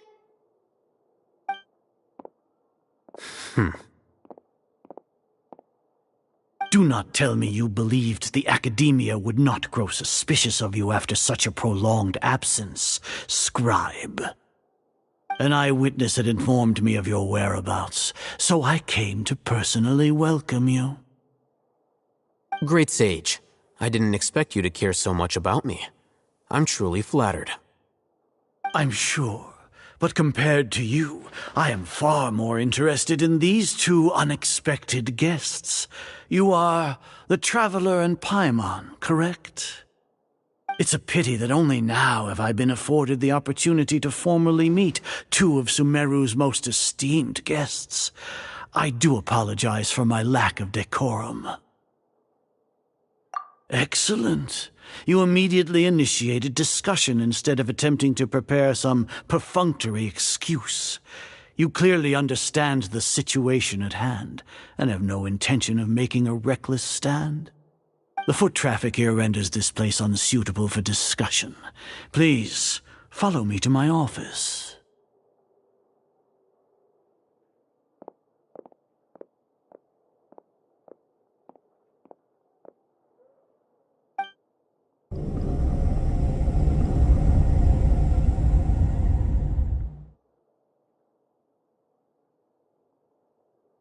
This place is crawling with guards. There's no way out for us. All right then, traveler. What did you wish to discuss with me? Today is Neagarbaha Day, so I still have many responsibilities to attend to. There is little time for idle chit-chat before I detain you all. You seem to know quite a bit about our endeavors. If that is so, then you should be praising our great work, rather than using your trivial misgivings in a futile attempt to sway me. Trivial? Then tell me, what do the Fatui want from me? Worthless. Those are all completely worthless. Benefits, divine power. These materialistic words do nothing but debase our great work. Creating a god. Yes, we are using human wisdom to create a god. If humanity cannot attain omniscience and omnipotence, then we shall create a god to reveal them. This is the pinnacle of human wisdom. We shall regain a god's guidance at long last. No longer will we flounder in the interminable void of consciousness and knowledge. Even Irminsul will be freed from its plight. For our nation of scholars, this is the ultimate aspiration. No cost is too great to realize it. You will never understand the rapture of having a god be born within your very hands. With your degree of knowledge, you cannot even comprehend such an emotion. Gods exist on a plane that far eclipses humanity's. Lesser Lord Kusanali, what can she even do? Care for the people? Fend off sandstorms? Fabricate silly fairy tales? These are but child's play for the academia. Does that make us equal to the gods? We are a people favored by Greater Lord Rukadevata. Though I may have personally not seen it, our forefathers bore witness to true wisdom. The ascension of the Lesser Lord has brought nothing but bewilderment to the scholars. They all ask, is that truly what true wisdom is supposed to look like? With that in mind, it is better to keep her isolated in the sanctuary of Suristhana, so our academy will not become embroiled in turmoil. What a pathetic justification! Do you really think that only the super smart or powerful should be able to call themselves gods? As per your judgment, Grand Sage, they are indeed dangerous individuals. Not only are they acting against the academia, but their ideologies have the potential to lead scholars astray. Looks like there really was merit in my assignment. Oh, Hatham? Are you talking about us? Anyway, I've brought them to the academia as ordered, but it took some time and trouble. Oh, that reminds me. Here's the investigation report you had requested. It's a summary of my time spent with the Traveler, an array of information about him ready for your perusal. Oh, Hatham! So you're still on the Academia side! We finally started to trust you!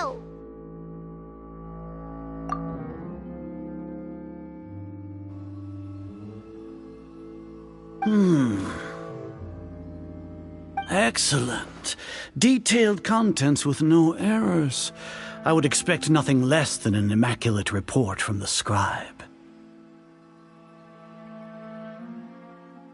As it is Neagarbaha Day, I'll enter the information on you into the Akasha. Surely you know what that means. We'll be monitored, just like Sino. With the Akasha's calculation prowess, all of your actions will be predicted with an accuracy of at least 98%. Furthermore, your data will be updated in real time whenever new information presents itself. To put it into words you can understand, wherever you go, you will be walking under an invisible leash. This is Sumeru's greatest penalty for dishonest persons.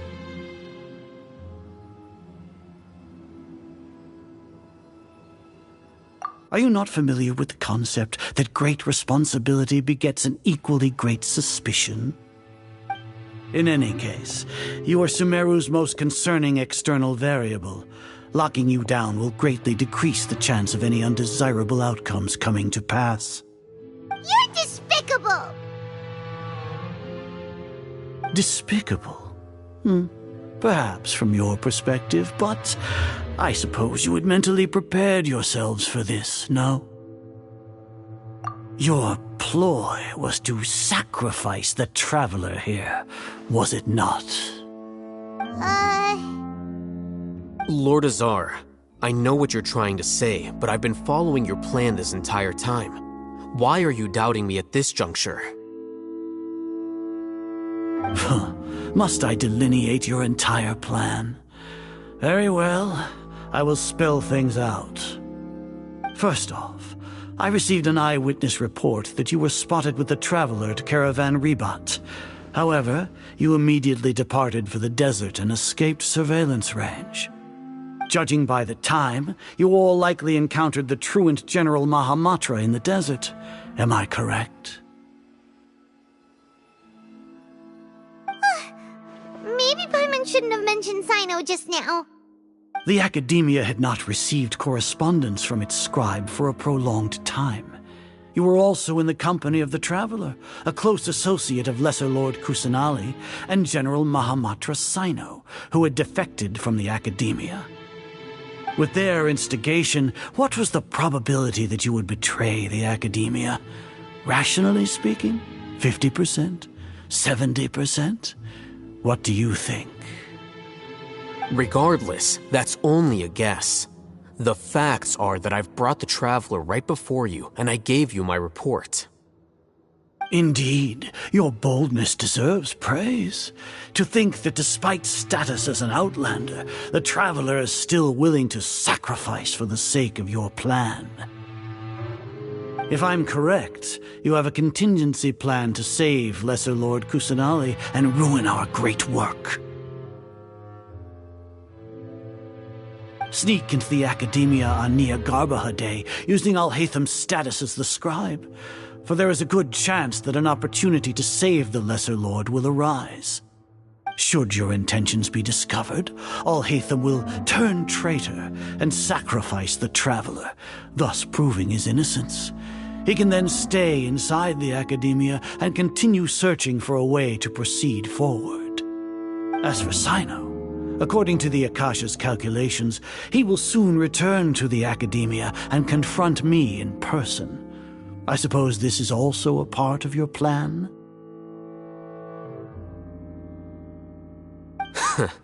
You'll see me as a traitor regardless of what I say, no? Even if you impugn me, it would have little effect on you all. You misunderstand. Losing our scribe would irreparably damage the Academia's regular operations and the development of Sumeru's future academic systems. However, under the current circumstances, even that is trivial compared to what we stand to gain from our great work. You said that I betrayed the Academia, but you, Azar, you've betrayed all of Sumeru, betrayed its Archon. So flight has turned to fight at long last. Guards!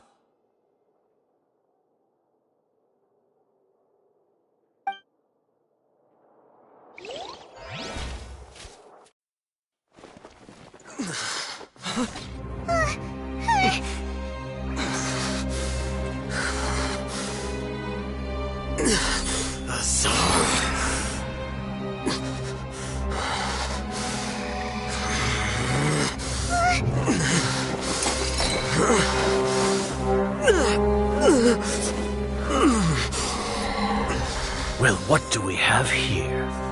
So you stole that divine knowledge capsule. Traitor! You traitor! Even the most rational scholar will yearn for the power of a god in a moment of desperation. Aren't you doing the exact same thing as me, Al-Haytham? Unfortunately for you, no god will lend you their power. Azar!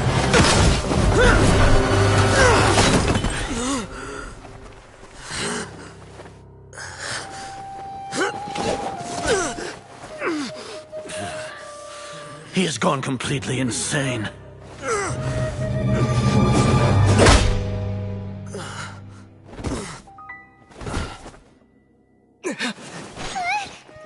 Take him to the Matra and exile him to Aru village. Then find someone to take these two to the confinement room. I'll deal with them later. Grand Sage, we've finished all required preparations for Nyargarbaha Day. We may begin to enter the capsules now. Excellent. You may begin.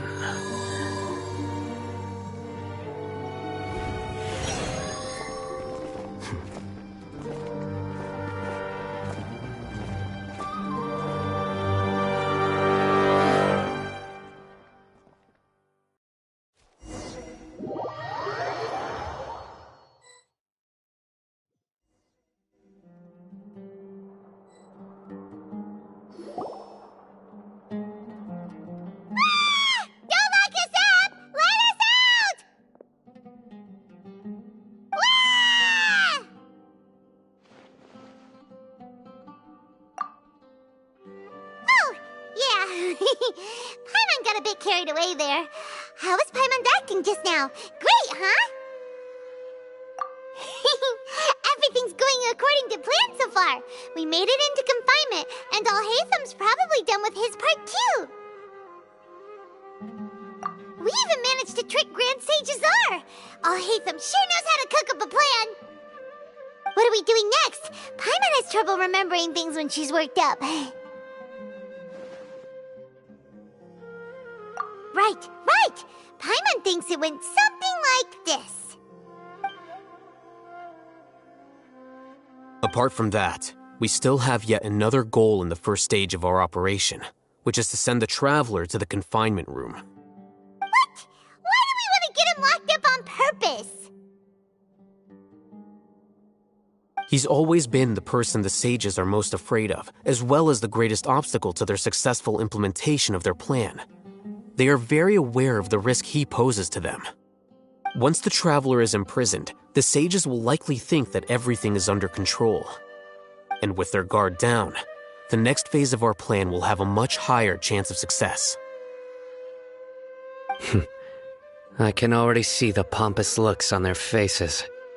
Oh, that's a super tricky plan. But Paimon still thinks it's not really worth it. That isn't the only reason, of course. He has a more important task once he's in confinement.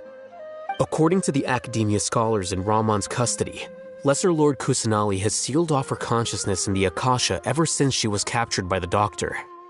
That way, they can't pry any more information from her. Even if we break into the sanctuary of Surasthana, it will take time to awaken Lesser Lord Kusanali's consciousness. We need to do that in advance.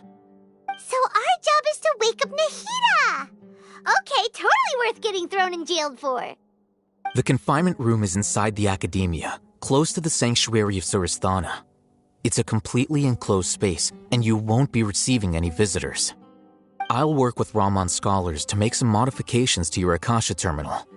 Once you're in, get as close as you can to Lesser Lord Kusanali and try to connect to her consciousness. However, as for whether she'll actually wake up, that will depend on our luck.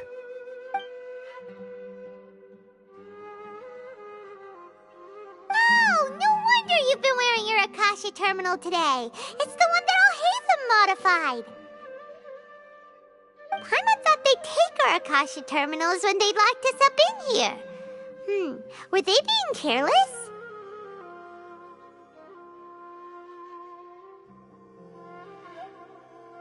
Alright, so what now?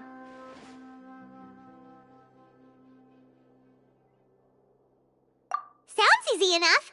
We can finally talk with Nahida after all this time. Let's do it.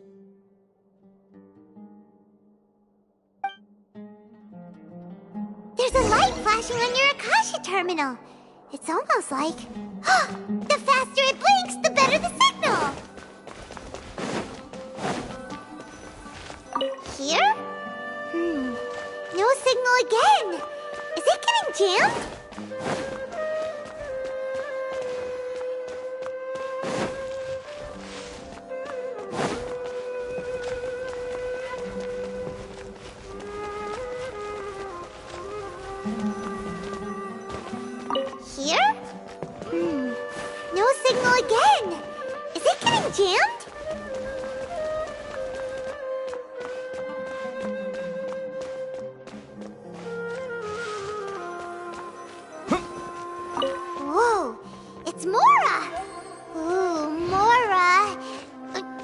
Paimon, we're not here to hunt for treasure.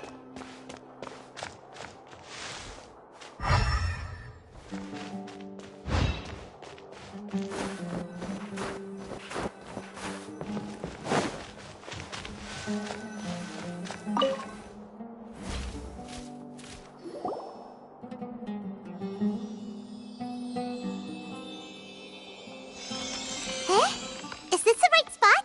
Are you getting anything?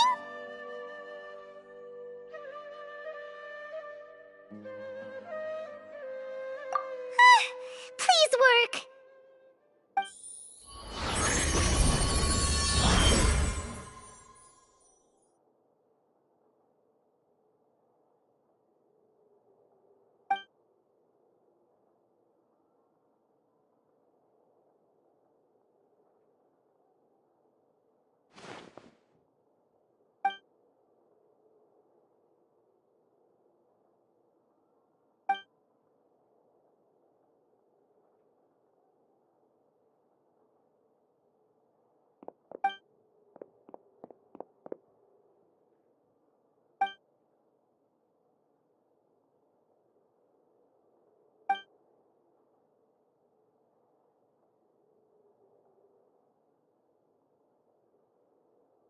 Nahida!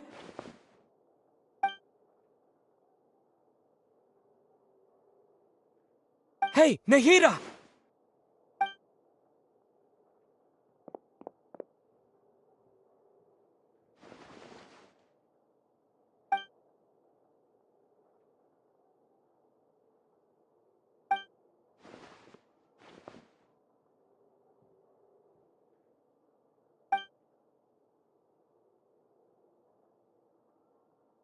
When did it first start? Oh, right. It started from the moment I was born. I want to become a worthy Archon.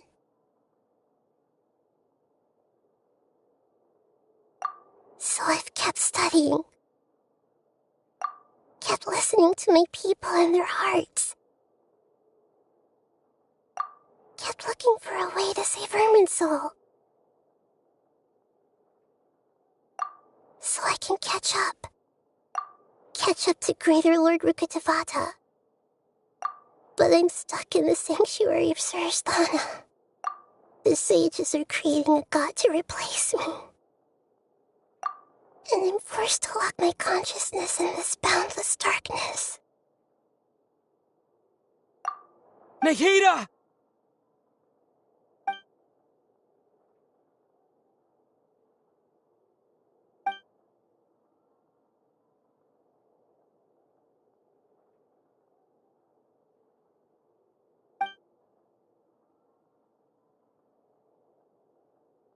Nahida!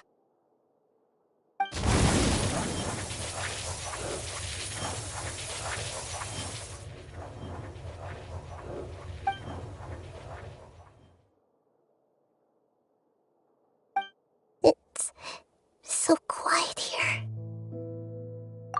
Now that I think of it, I don't think I've ever actually listened to my own inner voice. Do Archons have them? Should Archons have them? Have I been doing the right thing? Am I really not needed? How do I really feel about all of this?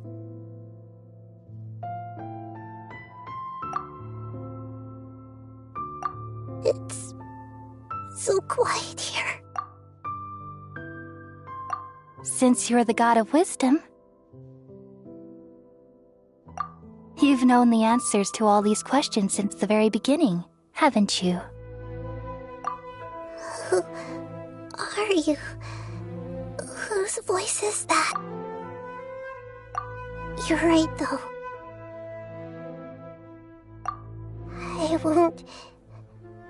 I won't ignore my own voice anymore.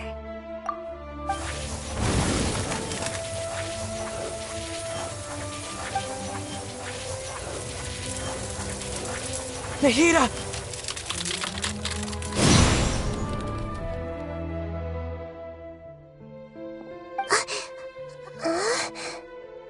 Nahida? Did you wake me up? Thank you. Why are you here? We're here to rescue you. Are you alright? I'm fine. It's just... when I think of everything that's happened to me, I feel really angry now.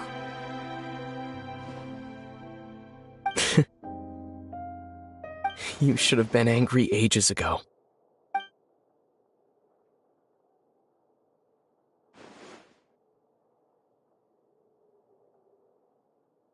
Huh? Oh, you're back! How's everything? That's wonderful news! Great! We weren't locked up for nothing! When you went to wake up Nahida, Paimon was listening for any sounds outside. You were out for a long time. There are fewer and fewer scholars going about now. You think everyone's done with their Nyargarba Day stuff? Yep, so that means our next act is Nilou's performance!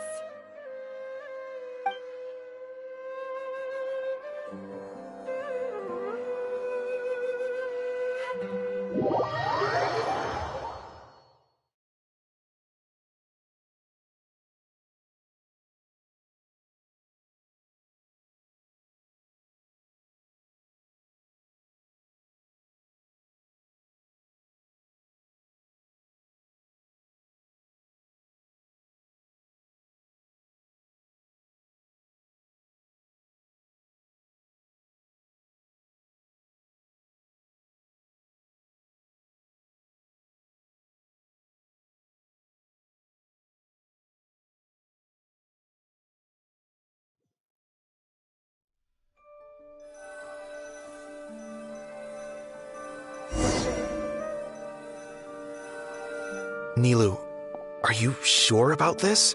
You're taking such a great risk for them. I'm sure, and I'm going. You know that I don't like to pass up any opportunity to dance, and this one is especially important. All right. You seem to have a lot of trust in them, so I won't say more on the subject. But if anything happens, the few of us here may not be able to help you. Don't worry. They've been through worse. Everything's going to be fine. All right. You know, if you really do get arrested, we'll do everything we can to get you back. Be careful, even if it's only for our sakes. Thanks, Mr. Zubair. You're so very kind.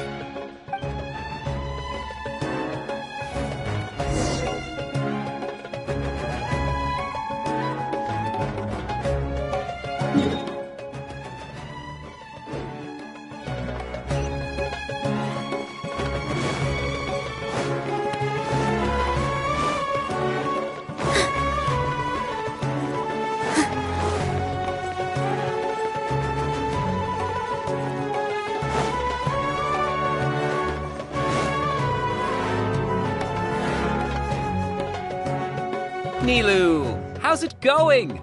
Nervous? Definitely more than usual. But it's because I'm worried I won't dance well enough. It's okay. Just focus on your performance. We'll take care of everything else. You sure know how to talk. Taking all the credit, even though we came here together to help out. Well, thank you both. I'll have to treat you to a meal after all this ends. I really, really appreciate all of your help. Ooh, that sounds great. Huh? How can we say no to that? All right, let's get back to business. Nilou, we'll be here to keep people from going to the academia so they don't interrupt your performance. I was planning on telling them something like, the Academia's been conducting a weird experiment, and some of their test subjects escaped. It's really dangerous there, so stay away. Oh, you couldn't think of anything better? Oh well, I guess it does sound like something the Academia would do. I think think it sounds great. I'm counting on you guys. Don't worry, it'll be a piece of cake.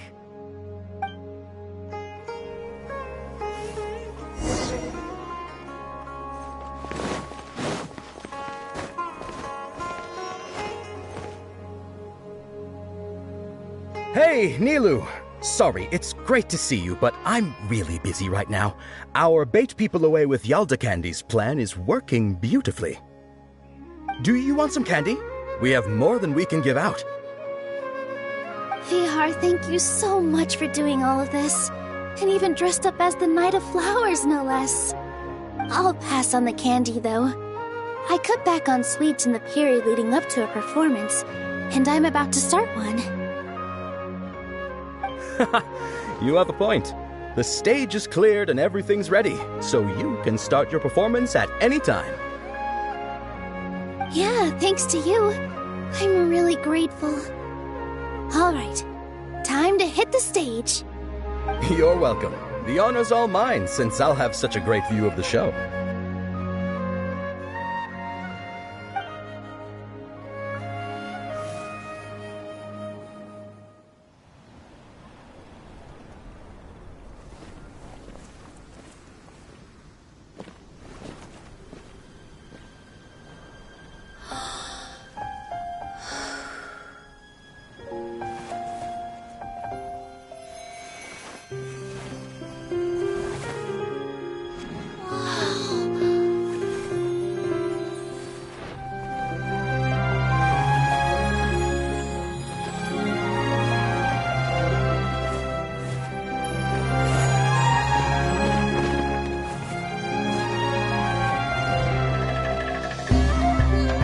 I've never seen a performance like this.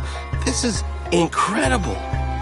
Yeah, but I heard that public performances like these have been banned. I can't believe she's doing this here.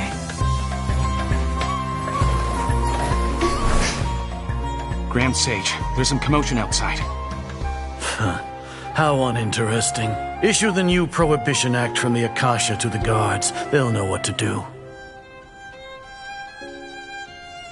Do you think we should, stop her? Let's just watch for a little bit longer.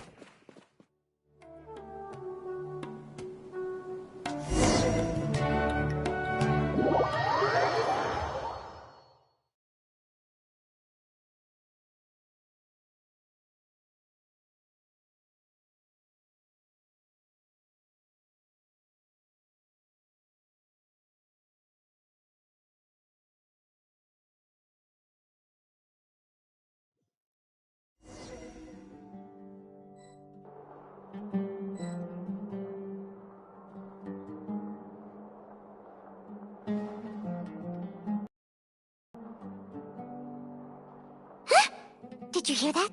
It sounds like a lot of guards just ran by. Does this mean the plan has moved on to the next stage? Yep. It's great that everything seems to be going well. Come to think of it, when did Alhaitham replace the knowledge capsule that was about to be entered into the Akasha?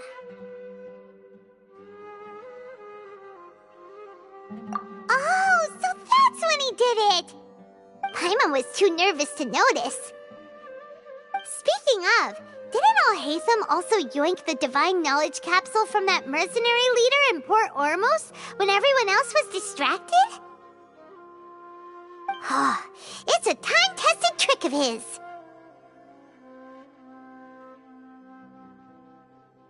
Why are we complimenting him?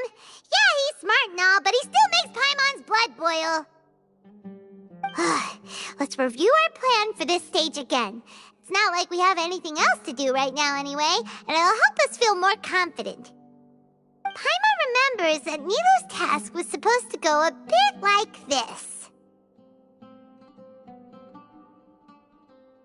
Now that Lesser Lord Kusanali's consciousness has been forcefully sealed, the core figures of the Academia and their guards have started to wear their Akasha terminals again. With the Doctor's technological support, they think they have nothing to fear. How despicable of them to rely on such a person. But this is also our chance. I was originally asked to draft the knowledge capsule for the Artistic Performances Prohibition Act when I was still at the Academia. It should be on the Grand Sage's desk right now, and will be entered into the Akasha during the next Nyargarbaha Day. Are they really going to stop all artistic performances? That's horrible! I'll make an identical knowledge capsule, but this time, I'll smuggle some misleading information into it. We only need to find an opportunity to switch the capsules.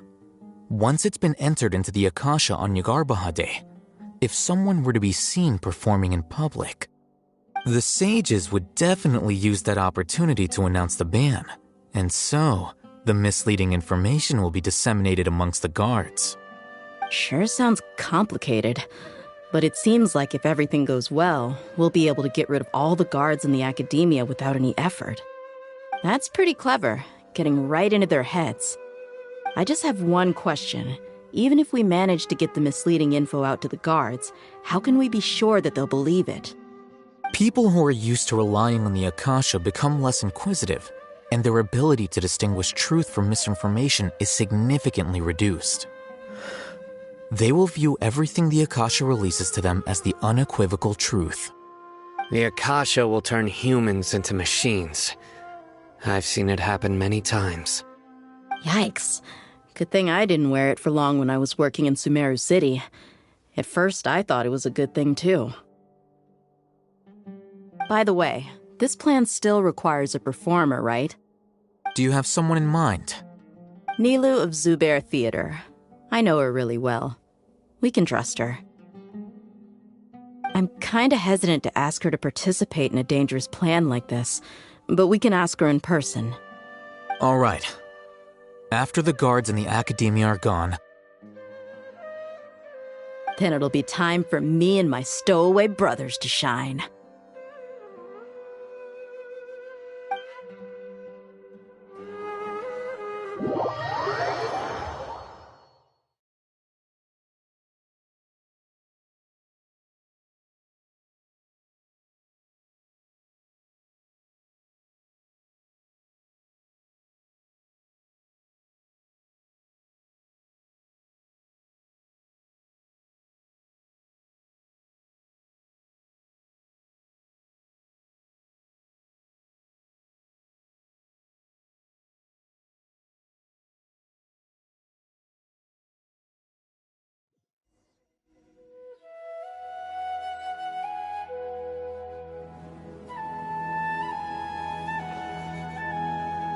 Here they come. Did you see that, Raman? They came out from the Academia in droves.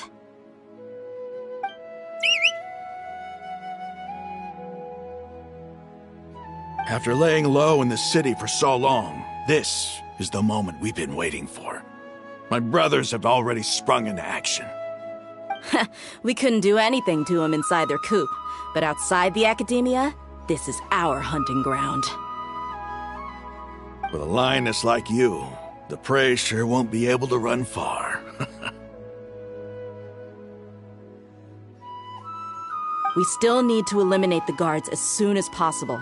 If we give the sages enough time to realize what's happening, the plan's doomed. All they've done is to sit on their cushy salaries and twiddle their thumbs all day while we fought and struggled every day in the desert. The only advantage they might have is their numbers. Speaking of which, most of the guards who report directly to the Six Sages belong to the Corps of 30, but they have a completely different reputation. Following those blasted sages every whim, throwing away all the principles of being a mercenary. As someone in the same profession, I'm obligated to teach him a good lesson today. Indeed, the trap has been set. All we need to do is lead them there. All right, let's each take a road and herd those scattered guards back into one place. Make sure to attract their attention. Isak will be the key. You gave such an important task to that child. Will he be okay? It'll be fine. Isak was so determined to help, so let's put our faith in him. Besides, even if he's caught, the guards would be too scared to do anything to him. They've never seen Lesser Lord Kusanali in person, after all. You've got a point. Anyway, I think I see them coming. Let's head out. Good luck.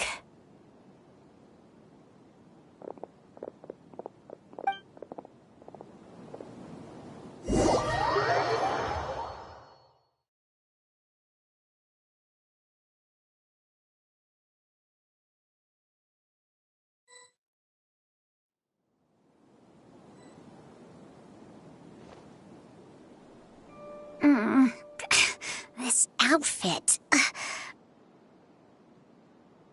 Hey, do you remember what you need to do, Isak? When the guards get here, you'll pretend to be Lesser Lord Kusanali and run away from them. Oh, yeah, I remember. Of course I do. I'm just a little nervous. Relax. Don't think about getting caught. Even if that happens, we won't leave you behind. You only need to think about getting the guards' attention and leading them to the Grand Bazaar. Leave the rest to us. Okay, got it. I'm here to pay back Lesser Lord Kusanali for helping Grandpa. I won't get cold feet. Hey, they're here. I can see the Academia guards.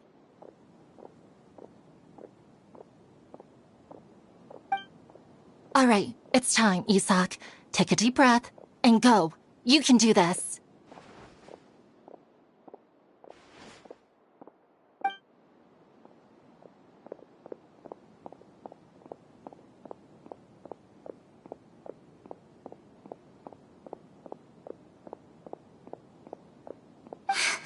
Why is there a guard over there? Did he already run ahead of me? This is different from our plan. But there's no time. I need to make a choice.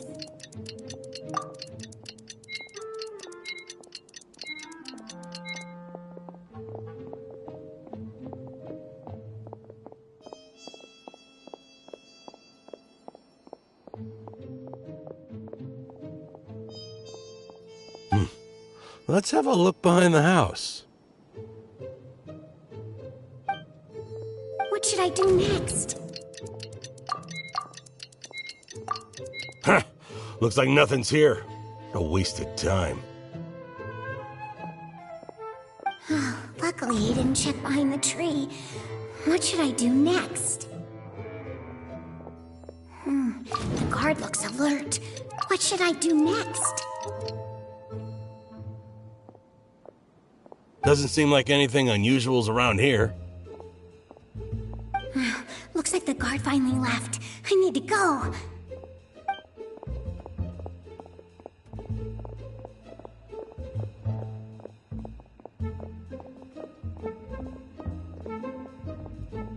Hey! Lesser Lord Kusanali is over there! Stop! What? Lesser Lord Kusanali? How did I not notice that? They found me. This is bad. Where should I go?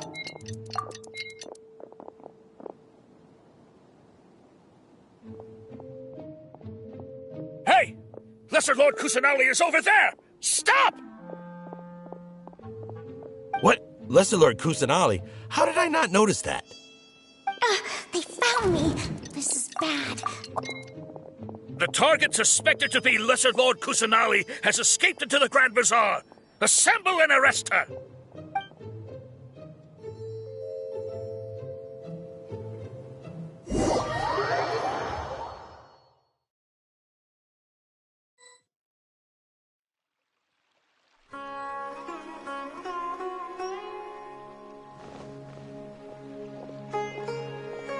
Where did she go? How did she disappear? Did we lose her? Hurry up and find her! Hey, why is your team here? Didn't we say to split up our search? Hurry! Hurry! This place is... Why are you all here? Yeah, isn't it one heck of a coincidence? Everybody's here. What on earth is going on? I suppose that's all of you? Who are you? Did you set us up? What are you planning? Phew, that was rough. I almost got caught. Little brat! So you're not actually Lesser Lord Kusanali. Who exactly are you all? Eremites from the desert? Just some colleagues. Think of this as a business competition, or a personal grudge. After stepping into our traps, stop thinking of yourselves as hunters. Behave like the prey you are.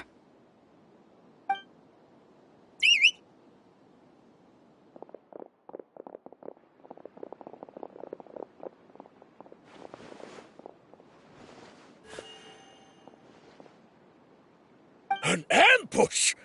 How's that possible? This is Sumeru City, but mercenaries from the desert somehow ambushed us! You've spent all your time hiding away in the academia. This place has long since become our hunting ground. Brace yourselves!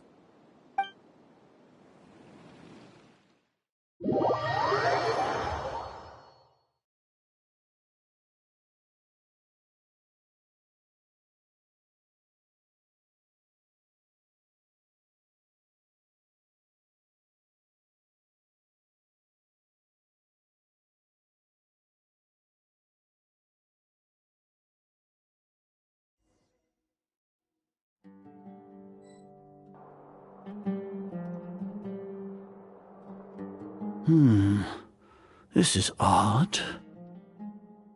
The academia has quieted down after the conclusion of the Nyargarbaha Day ceremonies, but it's much quieter than usual. Where are the guards? Why have I not seen a single one? Guards? Guards! Grand Sage, how may I be of assistance? I called for the guards. Why did you come? My apologies, Grand Sage. Right now, all Academia guards have entered the city to perform the ordered arrest. I thought you knew. Arrest? Who is there to arrest? I have an ominous feeling. Arrest Lesser Lord Kusanali, right? Is that not what the order was? Lesser Lord Kusanali? You mean she has disappeared? Yes. I wouldn't dare make up something like that. Right now, everyone is in a panic, and many are saying that Lesser Lord Kusanali will take revenge on us. What happened? Just what is going on? Lesser Lord Kusanali somehow escaped? Was it Alhaitham and his party that freed her? That's impossible. The Academia is heavily guarded today, and any order to release Lesser Lord Kusanali would be strictly confidential. Besides, Alhaitham and the Traveler are already in our hands. What manner of trickery did they employ? How could Lesser Lord Kusanali disappear into thin air? Disappear? Wait. How was the arrest order distributed to the guards? It was issued by the Akasha earlier today. Only you have the authority to send messages like that, so I thought it was your order. Let me check.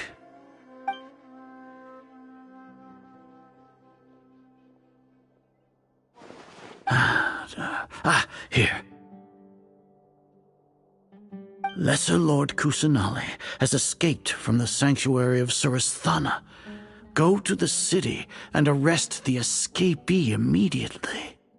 The Akasha indeed contains this information, and it clearly appeared in my mind. How did they bypass my permissions to issue this kind of message? Was it the report about the Traveler that Alhaitham submitted? No. I specifically checked that knowledge capsule before entering it into the Akasha. Could that have been a red herring? Well, even if I figure it out now, it won't make any difference. The important thing now is to confirm Lesser Lord Kusanali's status. Have you been to the sanctuary of Suristhana to confirm that Lesser Lord Kusanali has indeed escaped? Confirm? No, I haven't. It may be a bit offensive to say this, but, Grand Sage, what you're saying doesn't make any sense. How can the information in the Akasha be inaccurate? What the Akasha decrees is fact. That is common knowledge to all of us. If we have to confirm the information and knowledge from the Akasha ourselves, then how is that any different from us learning that information ourselves? Wouldn't Greater Lord Rukkhadevata's legacy lose its meaning that way? In the beginning, it was I who asked you to believe in the Akasha, to believe in the legacy left by Greater Lord Rukkhadevata. Are you trying to use my words against me? No, Grand Sage. I'm merely confused because I believe in you. I never meant to refute you. Stay here and see if there are any suspicious people around. I'll go to the sanctuary of Suristhana on my own. Yes, Grand Sage.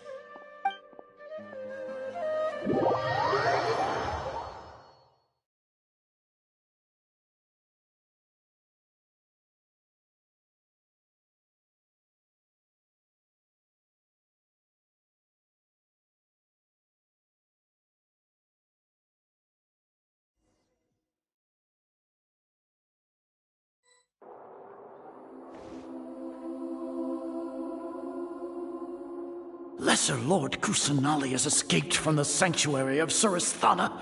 Go to the city and arrest the escapee immediately. How can that be? Stop thinking about it. Stop. It must be a trick of theirs. As long as I personally confirm it.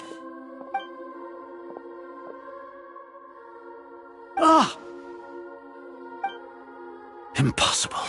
That's impossible. There must be something wrong with my eyes.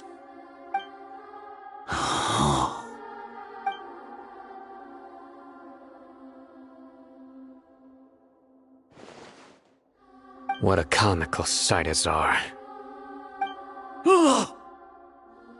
Once the Akasha has put certain thoughts into your head, even the Grand Sage can no longer see what's right in front of him. You all can only see the world in your mind, the one you think you know. And precisely because of this, you disregarded Lesser Lord Kusanali's existence. She has been a wise and worthy Archon. Sino, have you been waiting for a chance like this? The Akasha predicted that you would return to the Academia to confront me. But I didn't expect it to turn out like this. I was careless. No, you were blinded. Your faults stem from your reliance on the Akasha. You're still the same as always. I truly did not expect a proud person like you to cooperate with Alhaitham and the Traveler. People change, Azar. Admit it. The Akasha can't predict my actions anymore. Then tell me, what have you found during your investigation? You want to buy time? This is the sanctuary of Suristhana. Under your own regulations, even Academia staff are forbidden to come here. No one will come to save you. As for the investigation, I've at least confirmed that you are guilty of insurgency against the Archon. A serious crime. So what? Did you do all of this so I would plead guilty in front of you, General Mahamatra? No. I want you to plead guilty in front of the Archon herself. You once said that I had no standing to judge you. So now, how about judgment in the name of a god?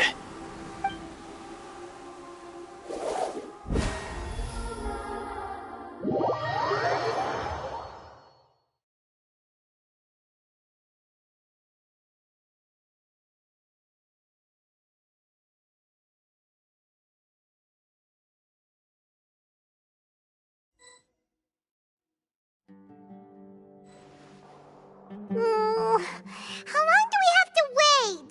Paimon wants to know how things are going out there. Paimon hasn't heard any sounds outside for a while. Hopefully something bad didn't happen.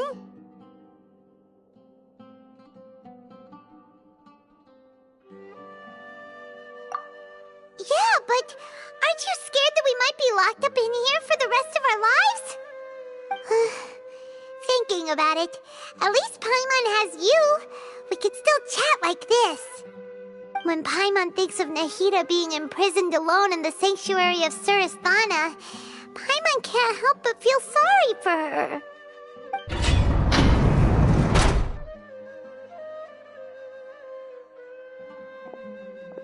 Here comes your savior. Dia! Paimon just knew you would come to rescue us!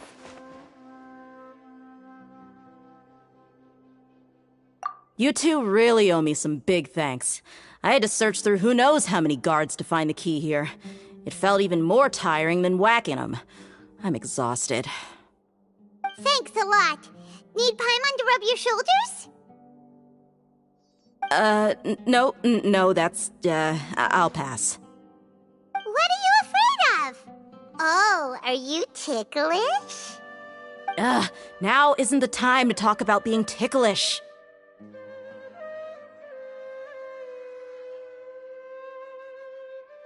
Things in the city and on Sino's side are both going well. The guards that stormed out of the academia are all taken care of. The Corps of 30 is in charge of the city's defenses, but we already talked to Asfand.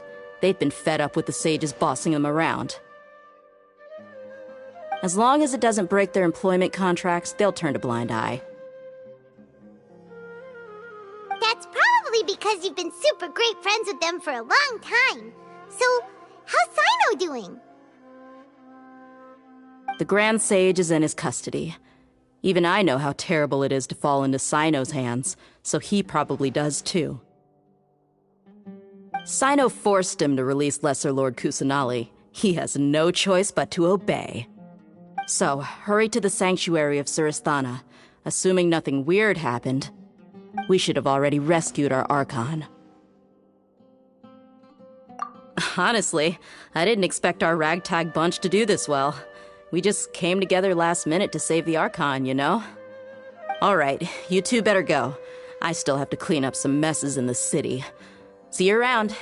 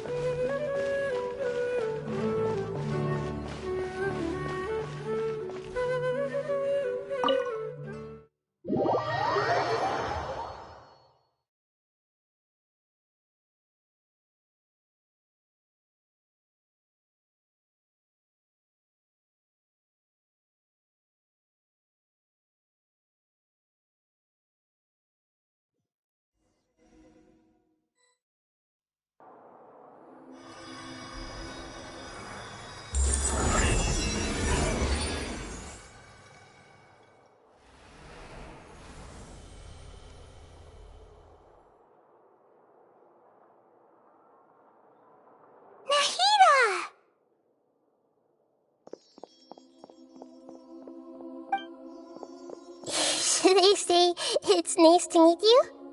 This is the first time we've met in real life. Before, we've only met in dreams, consciousness, or when I was in someone else's body. Thank you so much for coming to rescue me. but I also need to apologize. During this time, I did some self-reflection. My sense of inferiority and yielding to the academia led to all of this, and created so much trouble for you all. Exactly! We're here because you're a good Archon and one of our friends! Thanks, you too. Amazing. So this is how it feels to walk out of that cage with my own body. It's like I just had an endlessly long dream. I can't even tell if I just woke up or was only now born into this world. My concept of self has become so clear. But now doesn't seem to be the time to indulge in this feeling. This is really embarrassing.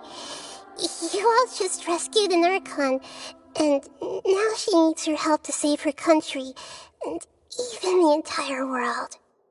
It's okay. With you here, Paimon's sure that everything will work out. There's one more thing.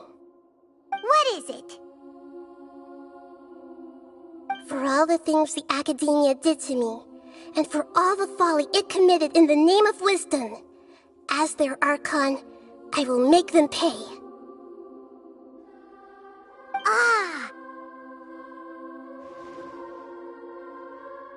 Wow! That's the spirit! You're finally standing up for yourself and not letting people walk all over you! I understand now. To be a better Archon, I first need to better myself. If you haven't even figured out how to be a caterpillar, how can you be a butterfly? Yes, true. That reminds me. I wonder how far along the Academia is with their god creation plan. We need to hurry and prevent the birth of that false god. I need to make some preparations.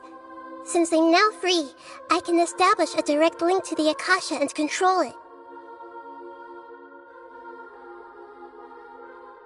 First things first, I need to remove the restrictions that the doctor put on me in the Akasha. After that, I'll make some adjustments and revoke the sage's permissions. The Akasha will then be like how it originally was, only operable by the Archon. After all, the Academia betrayed Greater Lord Rukkhadevata's trust. This might take some time. You should also work on your own preparations. If we don't stop the god creation plan in time, we'll be in for a tough fight.